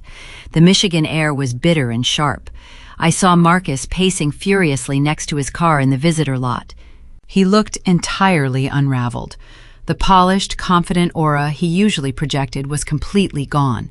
His expensive wool coat was unbuttoned, and his hair was windblown. He looked like a man who just watched his winning lottery ticket blow into a storm drain. He spotted me approaching and stormed forward. He stopped abruptly when he noticed the uniformed officer standing a few feet away with a hand resting near a radio. Marcus did not bother with a greeting. His voice cracked as he pointed a shaking finger at me. He demanded to know why his premium rewards card was declined at the store. He shouted that he tried to buy a replacement tablet, and the clerk humiliated him in front of a long line of customers by cutting up the plastic. It was a fascinating display of narcissism. His mother was facing a corporate espionage investigation, and his sister was looking at a felony indictment, yet his primary grievance was a rejected debit transaction. I looked at him with an expression of total indifference. I informed him that the joint accounts were permanently frozen. I stated that he would need to find a new method to fund his imaginary consulting career because the bank of his wife was officially liquidated. The color drained from his face. The reality of his financial isolation hit him before he could pivot to his next argument. He swallowed hard, and his aggressive posture deflated. He realized he could not intimidate me, so he immediately reverted to the only other tactic he knew. He tried to manipulate my empathy. He stepped closer, lowering his voice into a desperate plea. He told me that corporate couriers arrived at Brenda's house an hour ago. He said his mother was having a panic attack on the living room floor. He explained that Jessica was hysterically packing a suitcase because the documents mentioned felony grand theft. He looked at me with wide, terrified eyes. He begged me to call my company and drop the charges. He recited his mother's favorite mantra, claiming that family carries family during hard times. He pleaded with me to save his sister from going to jail. He promised that if I fixed this situation, we could go to counseling and repair our marriage. I stood in the freezing parking lot and listened to the hollow promises of a man who held no leverage. He was trying to buy a multi-million-dollar pardon using a currency that was completely bankrupt. I did not raise my voice. I delivered the truth with the sterile precision of a surgeon making a final incision. I told him I was not pressing any charges. I explained that I do not own the vehicle and therefore I possess no authority to halt the legal process. The entity pursuing his family is a multi-billion-dollar global corporation that protects its intellectual property with ruthless efficiency. I stated that my legal department does not care about his apologies or his sudden desire for marital counseling. Marcus shook his head rapidly, refusing to comprehend the boundaries of his own disaster. He argued that I could just tell them I gave Jessica permission. He insisted I could take the blame and claim it was a lapse in my professional judgment. I looked at him with genuine pity. I told him he fundamentally misunderstood the crime he committed last night. I outlined the reality of the dinner table ultimatum. I explained that by threatening to dissolve our marriage if I did not surrender the keys, he committed extortion. He used coercive threats to acquire a restricted asset. I informed him that I signed a digital affidavit this morning, formally documenting that extortion. I explained that his actions facilitated the grand theft of an industrial prototype. The legal vocabulary washed over him like ice water. I watched the realization sink into his features. His jaw went slack. The flush of anger in his cheeks vanished, leaving his skin a sickly pale hue. He staggered backward half a step as if I had physically struck him in the chest. For the first time in his life, Marcus understood that his entitlement had dragged his entire family into federal territory. He could not charm his way out of an extortion charge. His mother could not yell at a judge to drop an espionage investigation. They had demanded a prize they were entirely unqualified to possess, and the weight of it was crushing them. He stared at me with empty, hollow eyes. He had nothing left to threaten me with. His leverage was gone. His money was gone. His pride was obliterated. I turned my back on him. I nodded to the security officer and we began walking back toward the secure glass doors of the research building. Marcus panicked. He realized I was leaving him stranded in the cold. He shouted my name across the asphalt. He yelled that he was driving back to our shared home right now. He threatened to pack all his belongings and leave me forever. He declared that I would come home to an empty house and regret what I had done to him. He was still operating under the delusion that his absence was a punishment. He thought leaving the house would inflict emotional pain on me. He did not realize that I had already signed the petition to ensure he never set foot inside that property again. I did not turn around. I did not break my stride. I walked through the sliding glass doors and let the secure facility swallow me back into its quiet, logical embrace. I left Marcus standing alone in the visitor lot, shivering in the wind, holding a wallet full of declined plastic. He was speeding toward a house he thought he controlled, rushing headlong into the final trap I had prepared. I drove straight from the corporate research campus back to the residential neighborhood. Marcus had peeled out of the visitor parking lot in a frenzy, but his driving habits were notoriously erratic. He likely pulled over on the shoulder of the highway to yell at his steering wheel or field another panicked phone call from his mother. I knew I had a minimum of 45 minutes before his tires touched our driveway. I only needed 30. I unlocked the front door and walked into the foyer. The house was mine. I signed the mortgage documents 3 years before I ever met him. I paid the property taxes. I funded the interior renovations. Yet over the course of our marriage, Marcus had slowly colonized the space with his expensive hobbies and his professional delusions. Today, I was initiating a comprehensive extraction. I retrieved a stack of heavy-duty cardboard boxes from the garage storage rack. I carried them into the living room and began a systematic inventory of his contributions to our shared life. The visual evidence of his financial parasitism was staggering once I started grouping the items together. I walked into his designated office space. The room was supposed to be the headquarters for his consulting empire. Instead, it resembled a high-end recreational lounge. I unplugged his custom-built gaming computer. He spent $4,000 on that machine using my credit line, claiming he needed the processing power to render market analysis graphs. I knew for a fact he primarily used it to play multiplayer role-playing games while I was on conference calls. I wrapped the power cords neatly and placed the heavy metal tower into a box. I moved to the front hall closet. I pulled out his premium golf clubs. He purchased the titanium driver and the custom iron set last spring, arguing that he needed to network with venture capitalists on the local greens. He played exactly 3 rounds of golf. He shot terribly and blamed the equipment. I zipped the leather bag shut and leaned it against the front door. I proceeded to the master bedroom and stripped his side of the walk-in closet. I folded his tailored Italian suits. He bought those garments for networking events he never attended and pitch meetings that never materialized. I packed his expensive watches and his designer cologne. Every single item represented a fraction of my engineering salary, diverted to sustain his fragile ego. I worked with the steady rhythm of a technician clearing a corrupted database. I felt no nostalgia. I experienced no grief touching the fabric of his shirts. I was merely deleting obsolete files to optimize the operating system of my home. Within 35 minutes, the foyer was lined with 6 neatly sealed cardboard boxes, the golf bag, and a stack of his hardcover business strategy books. His entire identity fit into a 3-by-5-foot footprint by the front door. I walked into the kitchen and prepared a cup of green tea. I set my laptop on the granite island and opened a complex string of diagnostic code I needed to review for work. I sat on the bar stool, took a sip of the warm liquid, and waited for the inevitable arrival. 10 minutes later, the heavy oak front door slammed open. The wood hit the drywall with a sharp thud. Marcus had arrived. He stormed into the foyer, breathing heavily. He was prepared for a dramatic emotional confrontation. He intended to pack a duffel bag and punish me with his departure. He expected to find a weeping wife pacing the living room floor. He anticipated that I would run toward him, grab his arm, and beg him to stay. He wanted to watch me crumble so he could feel powerful again after being humiliated in the corporate parking lot. His expectations crashed directly into the silent, organized reality of the foyer. He stopped dead in his tracks. He stared at the row of taped cardboard boxes. He looked at his golf bag leaning against the coat rack. He realized his grand theatrical exit had been preemptively orchestrated by the very woman he intended to punish. I did not look up from my laptop screen. I typed a line of code and hit the enter key. The clatter of the keyboard echoed in the quiet kitchen. Marcus walked slowly toward the granite island. He tried to salvage his shattered pride. He puffed up his chest and attempted to project a dominant posture. He needed to reclaim the narrative. He needed to pretend this was still his idea. "I told you I would leave," he announced. His voice wavered slightly, betraying the panic simmering just beneath the surface. "I am walking out that door, Phoebe. You pushed me too far."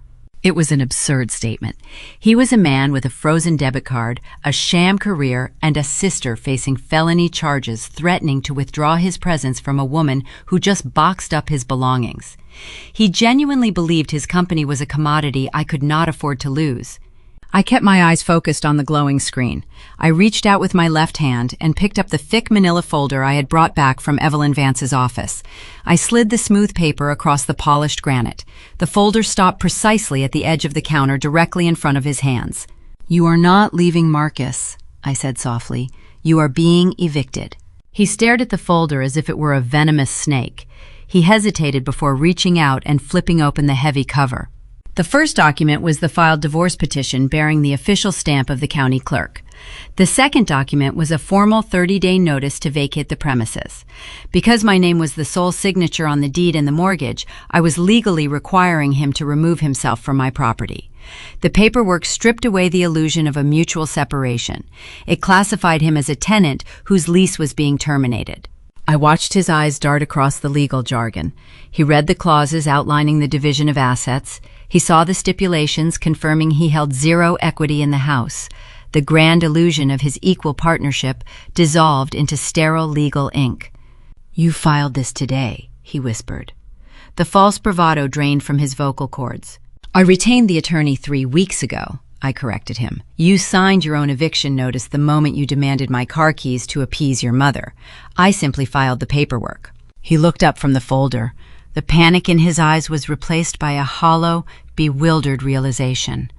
The bluff was officially called. He had played his final card and it was entirely blank. He threatened to leave the house to teach me a lesson. I provided the boxes and the legal mandate to ensure he never returned. He stood in the kitchen holding the empty threat of his absence. He realized he had nowhere to go. His bank accounts were inaccessible, his credit lines were frozen. His sister was likely being interrogated by corporate lawyers, and his mother was dealing with the social fallout of a police raid. The only refuge available to him was Brenda's house. He was a 32-year-old man being forced to retreat to his childhood bedroom with his golf clubs and his gaming computer. "How can you do this?" he asked. His voice was small and fragile. "I am doing logistics," I replied. "You are the one who engineered the crisis." He closed the folder. He did not attempt to argue further. There was no argument left to make. The cold, sterile power of the law had neutralized his emotional warfare. He picked up the manila envelope and turned around. He walked back to the foyer and picked up the first cardboard box. He carried his expensive tailored suits out the front door and loaded them into his sedan. He made 6 silent trips back and forth. I continued working on my software code, never once turning my head to watch him struggle with the heavy computer tower. I listened to the sound of his footsteps retreating. I listened to the trunk of his car slamming shut for the final time. The front door clicked closed. The deadbolt engaged automatically. The house belonged to me again. The air felt lighter, the oppressive weight of his constant demands and his financial drain was permanently lifted. I finished my cup of green tea and closed my laptop. The silence was magnificent, but the peace was brief. My phone illuminated on the counter. An email notification appeared on the lock screen. It was not a corporate alert. It was a message from Brenda. She bypassed the blocked text messages and utilized my personal email address. The subject line read, "Emergency family meeting required immediately." The body of the text demanded my presence at her home at 6 o'clock this evening to resolve the legal nightmare I had created. She stated that if I did not attend, she would pursue civil action against me for defamation and emotional distress. I read the hollow legal threat and smiled. Brenda was summoning me to an emergency summit, thinking she could still control the narrative in her own territory. She wanted an audience. She wanted a stage. She wanted to unleash her fury and force me to capitulate. I decided to grant her request. I had one final folder to deliver, and it was time to let the matriarch view the receipts. I parked my secondary vehicle on the frozen asphalt outside the colonial home at exactly 6 o'clock in the evening. The Michigan winter had plunged the neighborhood into a bitter dark chill. The street lamps flickered to life, casting long shadows across the manicured lawns. The atmosphere on this particular block felt distinctly altered from the previous night. I noticed heavy curtains twitching in the adjacent living room windows. The neighbors were maintaining a vigilant watch. The morning spectacle, involving police cruisers and corporate recovery trucks, had transformed Brenda's pristine residence into a local focal point for gossip and scandal. I walked up the concrete steps. My boots crunched softly against the ice. I did not hesitate before ringing the doorbell.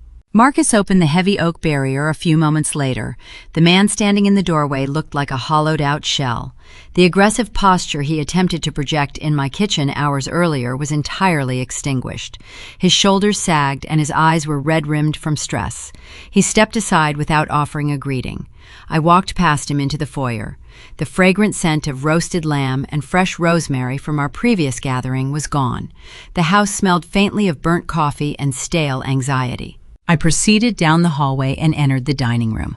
The setting mirrored the confrontation from 24 hours prior, but the power dynamics were entirely inverted.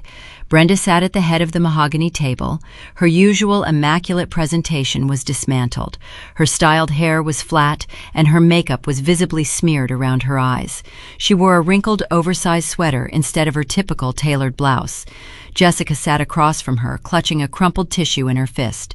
She stared at the wood grain with a vacant, terrified expression. I did not pull out a chair. I remained standing at the opposite end of the table, resting my hands lightly on the polished surface.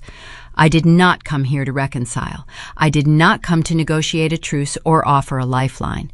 I attended this emergency summit solely to witness the structural collapse of their toxic architecture.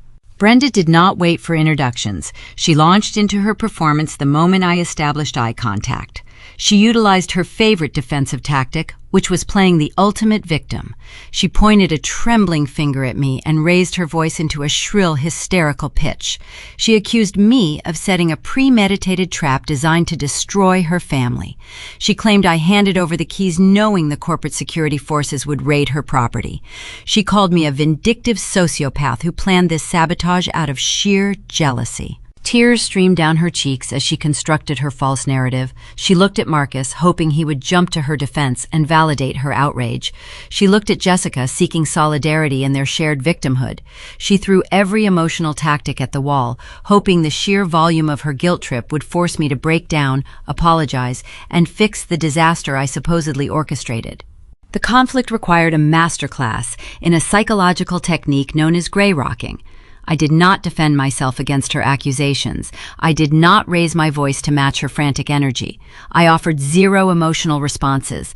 I stood there with a calm, detached demeanor, observing her outburst the way a software engineer monitors a malware program executing a futile loop. I let her exhaust her vocabulary. I let her run out of breath. When her shouting finally subsided into quiet, ragged sobs, I began speaking.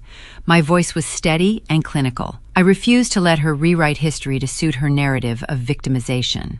I methodically listed the financial boulders that defined our relationship over the past half-decade. I started with the luxury vacation to Cabo San Lucas 3 years ago. I stated the exact dollar amount of $12,450 that I transferred to fund her oceanfront villa and private airport transportation. I reminded her that she called it a blessing while drinking imported wine on my dime. I shifted my focus to Jessica. I cited the $4,000 in emergency rent assistance I provided when she broke her lease. I detailed the $6,000 in high-interest credit card debt I absorbed because she refused to stop purchasing designer cosmetics. I brought up the incident from 2 winters ago. I reminded them of the $1,200 tailored wool coat that Jessica stole ruined with mulled wine and returned in a plastic bag. I repeated Brenda's exact words from that night, advising me not to be materialistic over a piece of fabric. I turned my attention to the man standing silently in the corner of the room. I listed the $22,000 I invested into his first failed consulting firm. I detailed the $15,000 for his second venture. I mentioned the $9,000 wasted on premium golf club memberships and business dinners that yielded zero return on investment. I recited the numbers with the precise articulation of an auditor reading a bankruptcy filing. I looked directly at the matriarch sitting at the head of the table. I informed Brenda that I spent exactly $68,650 bailing this family out of their own incompetence. I stated that I was never jealous of their close-knit bond. I was simply exhausted from financing it. Jessica slammed her hands onto the mahogany table, her face flushed with an immature, entitled rage. She whined that her entire life was ruined over a stupid car. She sobbed that she was going to lose her new marketing job in Troy because the corporate lawyers had already contacted the local authorities and her name was flagged in the system. She yelled that I was destroying her future over a piece of metal. I looked at my sister-in-law. I delivered the correction with zero empathy. "It was not a car," I said coldly. "It was a boundary, and you drove it straight into a felony." Jessica recoiled as if she had been physically struck. The reality of that specific legal term silenced her completely. She had spent 32 years gliding through life, shielded from the consequences of her actions. The prospect of facing state prosecutors for industrial theft broke her artificial reality into jagged pieces. She buried her face in her hands and began weeping with genuine, unfiltered panic. Brenda watched her daughter crumble. She slowly turned her gaze back to me. The tension in the dining room peaked in that precise moment. Brenda finally processed the gravity of the situation. She realized her traditional tools were entirely ineffective. Her practiced guilt trips did not register. Her dramatic tears did not solicit an ounce of pity. Her shouting only highlighted her profound lack of leverage. She was dealing with a woman who had already grieved the loss of this family and moved on. The deep satisfaction of watching a narcissist run out of ammunition is difficult to articulate. It resembles the moment an engine stalls when the fuel line is permanently severed. Brenda opened her mouth to speak, but she had nothing left to deploy. She could not threaten me with marital abandonment because I had already evicted her son. She could not threaten my social standing because her own reputation was currently lying in ruins on her frozen front lawn. The dining room fell into a heavy, suffocating silence. The three of them sat trapped in the wreckage of their own entitlement. They wanted my resources, my compliance, and my obedience. They pushed until the structural support beam finally gave way. Now the roof was caving in, and they had no one else to blame for the falling debris. I stood at the end of the table, holding my leather tote bag, preparing to deliver the final piece of documentation. The suffocating silence stretched across the dining room. The three individuals sitting around the mahogany surface realized their psychological ammunition was entirely depleted. Brenda stared at me with wide, unblinking eyes. Her chest heaved beneath her wrinkled sweater. She possessed no more leverage to exploit. Her neighborhood reputation was ruined. Her son was evicted. Her daughter was flagged in a federal database. The toxic empire she spent decades constructing had collapsed into a pile of ash within 24 hours. But a cornered predator rarely accepts defeat gracefully. When the emotional manipulation failed, she reverted to the only remaining tactic she understood. She demanded a financial bailout. Brenda slammed her hand flat against the wood. Her voice was raspy and raw. She told me I needed to hire a criminal defense attorney for her daughter immediately. She insisted it was the least I could do after tricking them into taking the restricted vehicle. She claimed I possessed a moral obligation to fix the disaster because I generated the wealth in the family. She actually tried to frame the impending legal fees as a justifiable penalty for my insubordination. In her mind, lawyers were merely expensive concierges hired to sweep away the consequences of bad behavior. She assumed my income was a limitless reservoir designed to extinguish their fires. She believed that, no matter how severe the transgression, I would eventually open my wallet to restore the peace. I looked at the desperate woman sitting at the head of the table. I did not feel an ounce of pity. I felt the profound clarity of an engineer preparing to execute the final command in a termination sequence. I reached down into my leather tote bag resting near my boots. The physical motion mirrored the exact gesture I performed the previous evening. Less than 24 hours ago, I reached into this identical bag and pulled out the heavy matte graphite smart fob. I placed the keys on this exact surface to appease their extortion. They snatched the prize thinking they conquered my spirit. Tonight, I was retrieving something far more devastating. My fingers bypassed my wallet and gripped the thick edges of a stuffed manila envelope. I pulled the dense package out of the bag and held it in my hands. The paper felt solid and substantial. It contained the culmination of my meticulous documentation.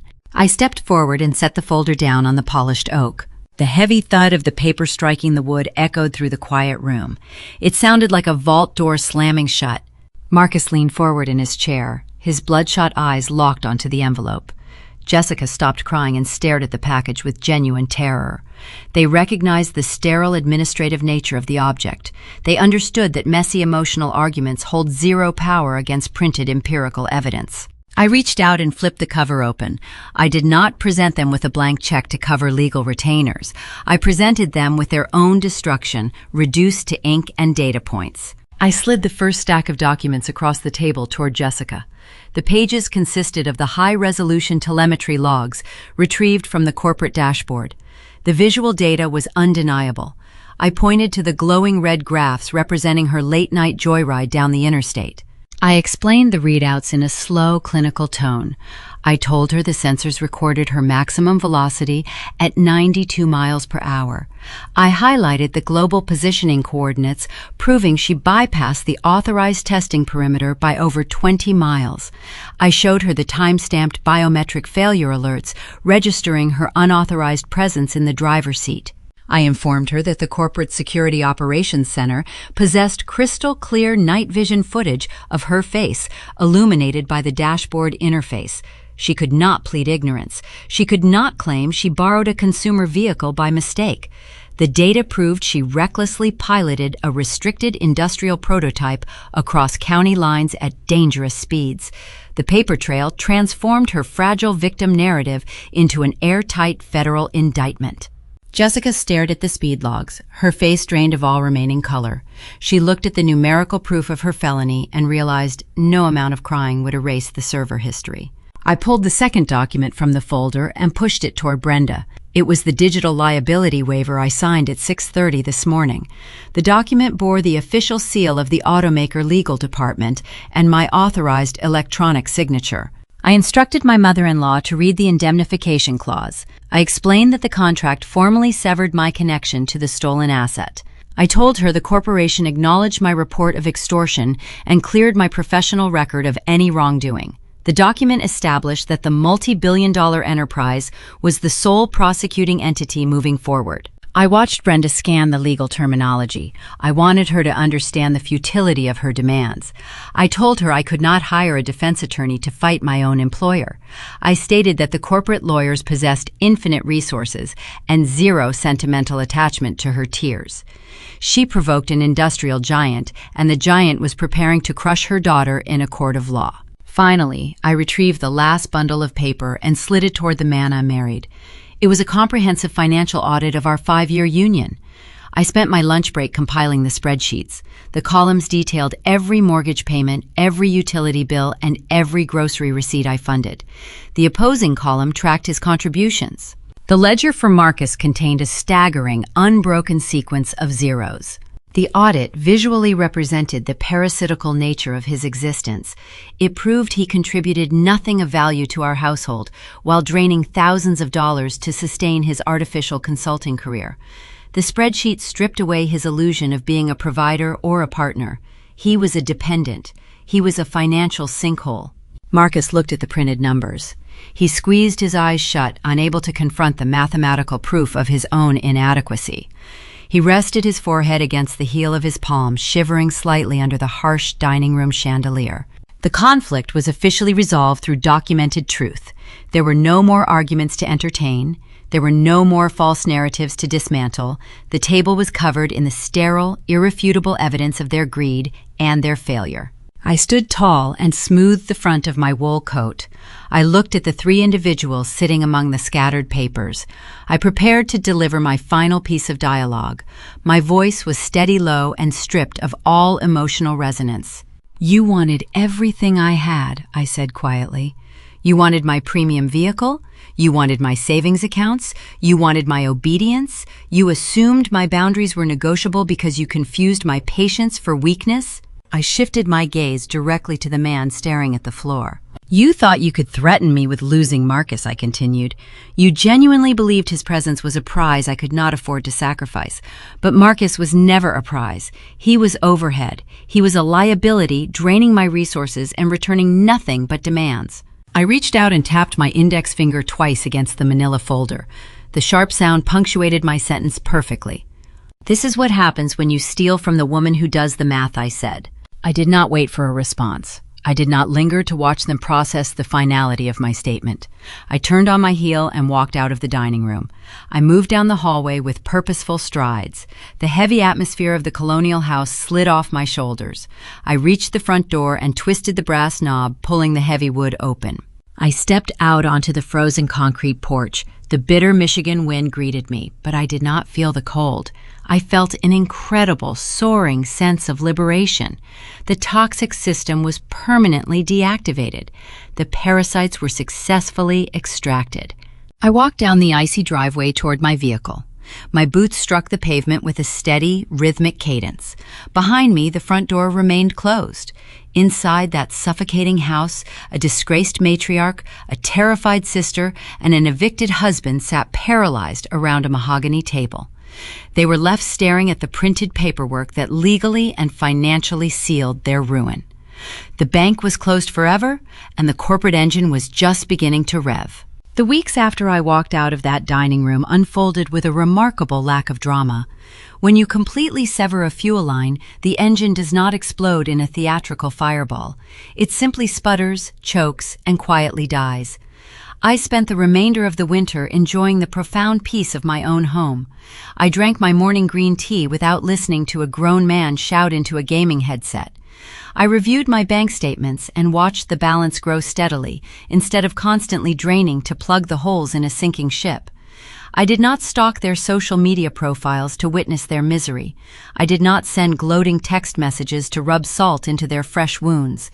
I let the legal system and the cold laws of economics do the heavy lifting. I learned about the fallout through the sterile channels of my divorce proceedings. The dissolution of our marriage progressed with astonishing speed, primarily because Marcus could not afford to mount a meaningful legal defense. Without my credit profile to prop up his delusions, his consulting empire evaporated overnight. The website domains he purchased expired due to lack of payment. The leased office space downtown was repossessed by the property management company. A 32-year-old man who fancied himself a high-rolling venture capitalist was reduced to hauling his expensive Italian suits back into his childhood bedroom. He traded a custom-built home for a twin-size mattress and a corkboard covered in dust. He had to face his reflection in a room he had not occupied since high school. The grand illusion of his independence was utterly shattered. He possessed no actual skills to market to the real world. During the final mediation session, he desperately requested spousal support, claiming he was accustomed to a certain standard of living. Evelyn Vance presented the financial audit I compiled. She calmly demonstrated to the mediator that Marcus contributed exactly 0 capital to the marital estate. His request for alimony was swiftly and permanently denied. Marcus walked away from our union holding exactly what he brought into it, which was absolutely nothing. Jessica faced a far more severe reckoning. The multi-billion-dollar automaker did not extend an ounce of leniency toward her late-night joyride. The corporate attorneys pushed the county prosecutor to pursue the maximum penalty for the unauthorized operation of an industrial prototype. For months, my former sister-in-law was tangled in a terrifying web of depositions, court hearings, and aggressive legal threats. The reality of state prison loomed over her head like a dark storm cloud. Her days of curating a flawless aesthetic online were replaced by meetings with a stressed public defender. Eventually, the lawyers managed to negotiate a plea agreement.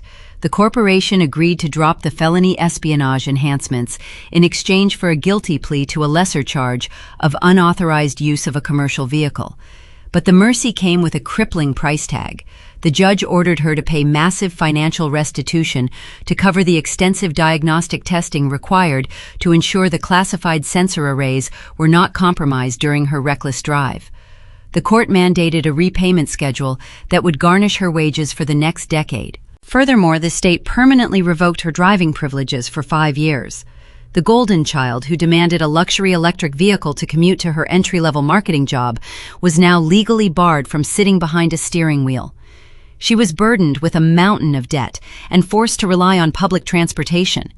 In a region infamous for its sprawling highways and bitter, unwelcoming winters, riding the city bus is a brutal daily reminder of her diminished status.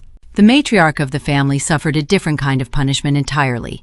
Brenda did not face a judge in a courtroom, but she was tried and convicted in the ruthless court of suburban public opinion. Bloomfield Hills is a neighborhood that runs on quiet whispers and calculated social judgments. The morning the heavy-duty recovery truck and the police cruiser arrived at her property became the defining legend of the subdivision. Her pristine facade was annihilated in the span of 30 minutes. The women she used to dominate at homeowner association meetings now looked at her with thinly veiled pity and sharp disdain. She was quietly removed from the community planning committees. Her invitations to exclusive holiday parties ceased to arrive in the mail. When she walked her designer dog down the paved sidewalks, neighbors would quickly turn their heads and hurry inside their houses to avoid engaging in conversation. Even trips to the local upscale grocery store became an exercise in humiliation as former friends actively dodged her in the produce aisle. The curated image of upper-class respectability she spent 20 years meticulously building was entirely dismantled. She became a pariah in her own kingdom, isolated by the very people she tried so desperately to impress. I did not actively destroy them. I simply stopped preventing them from destroying themselves. The narrative of their downfall contains no vindictiveness on my part. I did not plant the prototype in their driveway to entrap them. I did not force them to issue ultimatums. Their ruin was simply the natural mathematical consequence of their own unchecked greed. The three of them are now permanently trapped in that colonial house together. They are broke, resentful, and completely stripped of their false prestige. The toxic system they constructed required a constant influx of outside resources to survive. They needed a scapegoat to blame for their shortcomings and a bank to fund their mistakes. Because I remove myself from the equation entirely, they have no one left to turn on except each other. I can easily imagine the suffocating atmosphere inside those walls. Marcus blames his mother for issuing the dinner table demand that ruined his comfortable marriage. Jessica blames her brother for failing to control his wealthy wife. Brenda blames both of her children for tarnishing her flawless social standing and draining her limited retirement funds to cover legal retainers. They are locked in a perpetual cycle of bitterness, circling the drain of their own entitlement. Every argument they have circles back to the night they pushed too hard and lost everything. The conflict is definitively over. The machinery they use to manipulate the world around them is broken beyond repair. They ran out of fuel because they chased away the only person willing to push the car.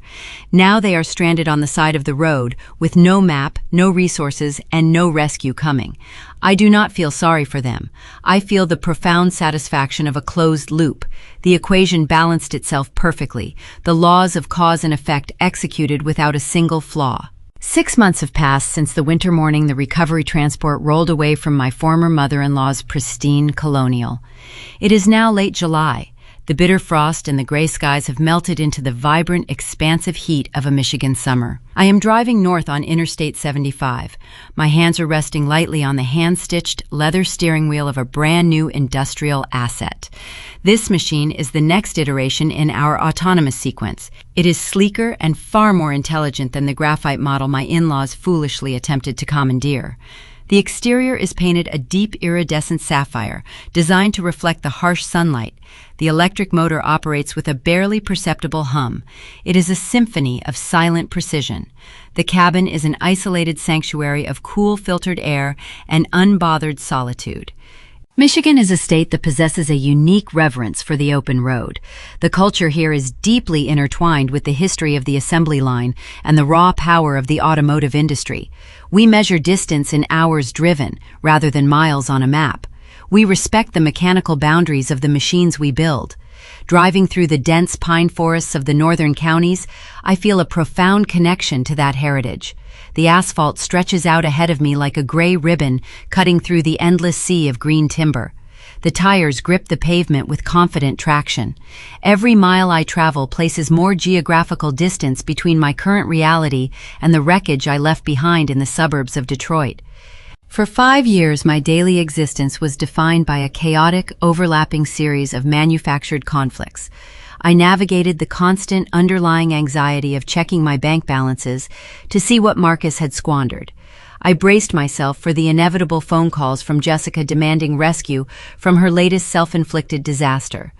I sat through excruciating Sunday dinners, listening to Brenda rewrite history to position herself as the benevolent matriarch of a flawless family. My mind was a congested intersection of other people's emergencies. I spent my finite energy analyzing their moods, predicting their outbursts, and deploying my income to smooth over their endless mistakes. I was trapped in a system that required my constant vigilance just to prevent a total collapse. Today, the interior of my mind is as clear and unobstructed as the highway unfolding through the windshield. My smartphone rests in the center console. The screen remains perfectly dark. There are no frantic messages demanding emergency retainers for criminal defense attorneys. There are no tearful voicemails begging for a second chance. The legal injunctions and the finalized divorce decree erected an impenetrable barrier between their chaos and my peace. My bank accounts are secure. My credit profile is pristine. The financial hemorrhaging is permanently stopped. The only notifications I receive now are calendar alerts for engineering reviews and text messages from friends who actually ask how my day is going. As the trees blur past my window, I reflect on the specific label they attached to my identity. They called me the strong one. Brenda used that phrase as a weapon. She deployed it to justify her blatant favoritism and her endless financial demands. In her twisted logic, my competence disqualified me from receiving care or consideration. Marcus used the label as an excuse for his own chronic laziness. He believed my strength meant he did not need to carry any weight. They trained me to view my independence as a burden. They wanted me to believe that being capable meant I was destined to be a beast of burden for the fragile members of their tribe. They were terribly mistaken about the nature of that strength. My competence was not a curse. It was the exact armor I needed to survive their extraction, and the precise tool I required to dismantle their control. The ability to endure long hours, the discipline to document every detail, and the emotional regulation to analyze a crisis without panicking were the traits that saved me. When the ultimate test arrived at that mahogany dining table, my strength allowed me to walk away clean. I did not need to raise my voice. I did not need to negotiate for my freedom. I possessed the data, the financial independence, and the unshakable resolve to step out of the burning building and lock the doors behind me. The trait they weaponized to keep me compliant became the shield that secured my liberation. The dense tree line begins to thin out, revealing a sprawling expanse of brilliant blue water on the horizon. I am approaching the Straits of Mackinac. The geography of the state physically divides here, separating the lower peninsula from the upper peninsula. Spanning that deep, treacherous current is the Mackinac Bridge. The structure comes into view, rising majestically against the cloudless summer sky. The ivory suspension cables reach high into the atmosphere, anchoring the immense steel towers to the bedrock below. It is an engineering marvel. It is a monument to human ingenuity and the refusal to let a geographic obstacle dictate the boundaries of travel. The bridge serves as a profound visual metaphor for my own journey over the past half year. It is a structure designed to bear intense weight, to withstand gale force winds, and to connect two entirely separate realities. I ease the pressure on the accelerator as I approach the toll plaza. The electronic displays flash the speed limit reductions. I roll down my window, allowing the warm lake breeze to enter the chilled cabin. The air smells of fresh water and sun-baked asphalt. I pull up to the attendant booth. The transaction is incredibly simple. I hand the toll operator a few crisp bills. He smiles, hands me a paper receipt, and wishes me a safe crossing. The exchange is clear, balanced, and devoid of any hidden emotional debt. I pay the required fee, and in return, I am granted passage. It is the exact opposite of the sister-in-law tax I paid for half a decade. There is no guilt attached to this toll. There are no manipulative strings pulling at my conscience. It is an honest interaction between two independent entities. I roll the window back up and press the accelerator. The tires of the prototype roll off the solid concrete approach and onto the open steel grating of the suspension bridge. The transition creates a distinct, resonant humming sound that vibrates through the chassis of the vehicle. The sound is steady and rhythmic. I look through the side window down into the turquoise depths of the straits far below. The water sparkles under the midday sun. The currents swirl and churn around the concrete footings of the colossal towers. The engineering beneath me is solid, unyielding, and flawlessly balanced. I check the rearview mirror one final time. The green shoreline of the lower peninsula is shrinking rapidly behind me. The manicured suburbs, the toxic dinner parties, the hollow ultimatums, and the exhausting performances are all fading into the distance. They belong to a different landmass. They belong to a different era of my life. The woman who funded those delusions does not exist anymore. She left her coat on the chair and walked out the door, leaving the parasites to feed on each other. I return my focus to the open road stretching across the steel span. The horizon is wide and unobstructed. The electric motor continues its silent, flawless operation, carrying me forward with effortless momentum. I realize, in this suspended moment, that the greatest luxury in the world is not the $8 million engineering marvel I am currently piloting. The greatest luxury is not a status symbol parked in a driveway to impress a neighborhood association. The truest form of wealth is the profound serenity of a quiet life. It is the undeniable peace of waking up in a home free from emotional extortion. It is the joy of knowing that every dollar you earn and every hour you spend belongs entirely to you. I grip the steering wheel and press the pedal down slightly, feeling the immediate responsive surge of power. The vehicle accelerates seamlessly toward the northern shore. The dashboard displays optimal conditions across all diagnostic sectors. The engine is running perfectly. The path ahead is clear. I leave the past in the rearview mirror and drive straight into the brilliant open horizon. You have been listening to Morning Revenge, where we celebrate the quiet victories and the power of walking away. If you ever find yourself labeled the strong one by people who only use you to carry their burdens, let this story be your reminder. You have the right to set down the weight. You have the right to walk out the door. You do not owe your life to people who treat your boundaries as a negotiation. Never underestimate the devastating power of a quiet woman armed with a folder full of facts. Thank you for joining me on this journey. Drop a comment below if you are ready to cross your own bridge, and hit that subscribe button to hear more stories of everyday justice. I will see you in the next one. The roar of a diesel recovery truck hauling away a multi-million-dollar prototype is a loud, chaotic ending to a quiet, methodical tragedy. But when the flashing police lights fade into the dawn and the suburban neighborhood gossip eventually dies down, we are left to sift through the true wreckage of this story.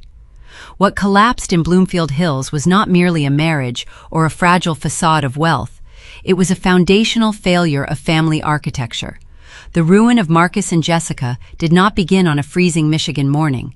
It began decades earlier, across countless dinner tables, in the subtle daily choices of a mother who confused indulgence with love. As we unpack the mechanical failure of this toxic family system, we are forced to look into the rearview mirror of American parenting and ask ourselves what we are truly building when we raise our children. In the traditional American family structure, we place immense cultural value on loyalty and the concept that family inherently carries its own. But this narrative exposes the dark, corrosive underbelly of that ideal when it is stripped of accountability.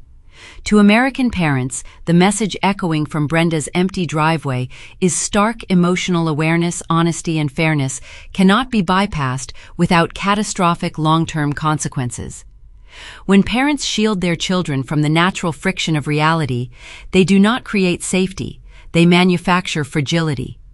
Raising a child with a strong moral compass requires the profound courage to let them feel the weight of their own actions. We are conditioned by modern parenting culture to believe that a mother or father's ultimate duty is to provide and protect, to ensure a child never goes without, never feels the sting of failure, and never experiences the discomfort of a denied request. But I offer a view that runs entirely counter to this conventional instinct. Relentlessly shielding your child from pain is the highest form of parental cruelty. When you rush to pay a broken lease, when you excuse the theft and destruction of a wool coat, when you demand that a competent spouse sacrifice their boundaries to accommodate your child's reckless comfort, you are not expressing love. You are financially and emotionally crippling them. You are raising adults who will inevitably mistake extortion for affection and entitlement for basic human rights. True family responsibility lies in honesty, the honesty to say no, the fairness to hold the golden child accountable, and the wisdom to understand that human resilience is forged only in the fires of personal consequence. Protection without boundaries cultivates tyranny, and a parent who refuses to let their child fail guarantees that society will eventually have to break them. To the young people navigating the exhausting complexities of their own families, Phoebe's calculated calm offers a masterful blueprint for survival. Modern society often weaponizes the concept of strength against the capable. If you are competent, reliable, and self-sufficient, toxic systems will attempt to draft you as their permanent shock absorber. You will be assigned the label of the strong one, not as a compliment, but as a mechanism to deny you care, invalidate your needs, and extract your hard-earned resources. The lesson imparted to you here is absolute. Your competence is not a communal asset, and your internal peace is not a negotiable currency. You do not owe your life, your savings, or your sanity to people who treat your boundaries as a hostile inconvenience. Independence is not merely the ability to pay your own bills. It is the moral fortitude to stop paying the bills of those who refuse to grow up. Stand firmly in your truth. Do the math of your relationships with clinical precision. When the ledger shows a continuous, unapologetic drain on your soul, have the courage to place the keys to their disaster on the table, walk out into the cold, and never look back. From the vantage point of a spiritual practitioner observing the current state of American society, this narrative serves as a profound parable about the desperate need for self-cultivation. We live in an era obsessed with external accumulation. We chase status symbols, luxury vehicles, and the manicured illusions of suburban superiority. Yet the individuals frantically chasing these illusions are often spiritually bankrupt. Brenda Marcus and Jessica operated from a place of profound inner scarcity. They attempted to fill the vast, echoing void of their own inadequacies by consuming the energy, wealth, and life force of another human being. True spiritual resilience and morality are not found in what we can extract from the external world, but in how we govern our own internal landscape. Self-cultivation requires a rigorous, uncompromising dedication to truth. It demands the wisdom to recognize our own flaws and the daily discipline to correct them. Phoebe's victory was not merely a legal or financial triumph, it was a deeply spiritual one. She did not meet their hysteria with hysteria. She did not engage in the toxic, exhausting dance of screaming, pleading, and guilt. Instead, she embodied the highest form of moral clarity, detachment. By releasing her attachment to a corrupted marriage and refusing to participate in a manipulative family dynamic, she allowed the universal law of cause and effect to execute perfectly. She teaches us that a better life is achieved not by fighting the darkness in others, but by maintaining the light of our own integrity so brightly that the darkness naturally recoils. We must cultivate the wisdom to know what is ours to carry and the grace to lay down what is not. Inner peace is never achieved by funding the delusions of others. It is achieved by resting securely in the truth of who you are. The open road stretching across the Mackinac Bridge represents more than just a physical escape. It is the ultimate journey back to the self. As the tires hum against the steel grating, leaving the wreckage on the southern shore, we must all pause to ask ourselves what we are dragging into our own futures. Are we cultivating families rooted in accountability and emotional honesty, or are we subsidizing the decay of the people we claim to love? If this reflection resonated with the quiet battles you fight in your own life, or if you have ever been the strong one forced to carry a weight that was never yours to bear, join our community. Drop a comment below to share your story and follow Morning Revenge for more narratives that celebrate the profound power of walking away. Ultimately, we are left to ponder the quiet rooms of our own homes and the invisible dynamics we allow to take root there. Perhaps the heavy locks we place on our front doors are designed to keep the wrong dangers out. We spend our lives fearing the strangers in the dark, but the most devastating thefts are usually committed under the bright glow of the dining room chandelier by the people who know our names. The truest form of power is not the ability to force others to stay, but the absolute unwavering willingness to let them fall.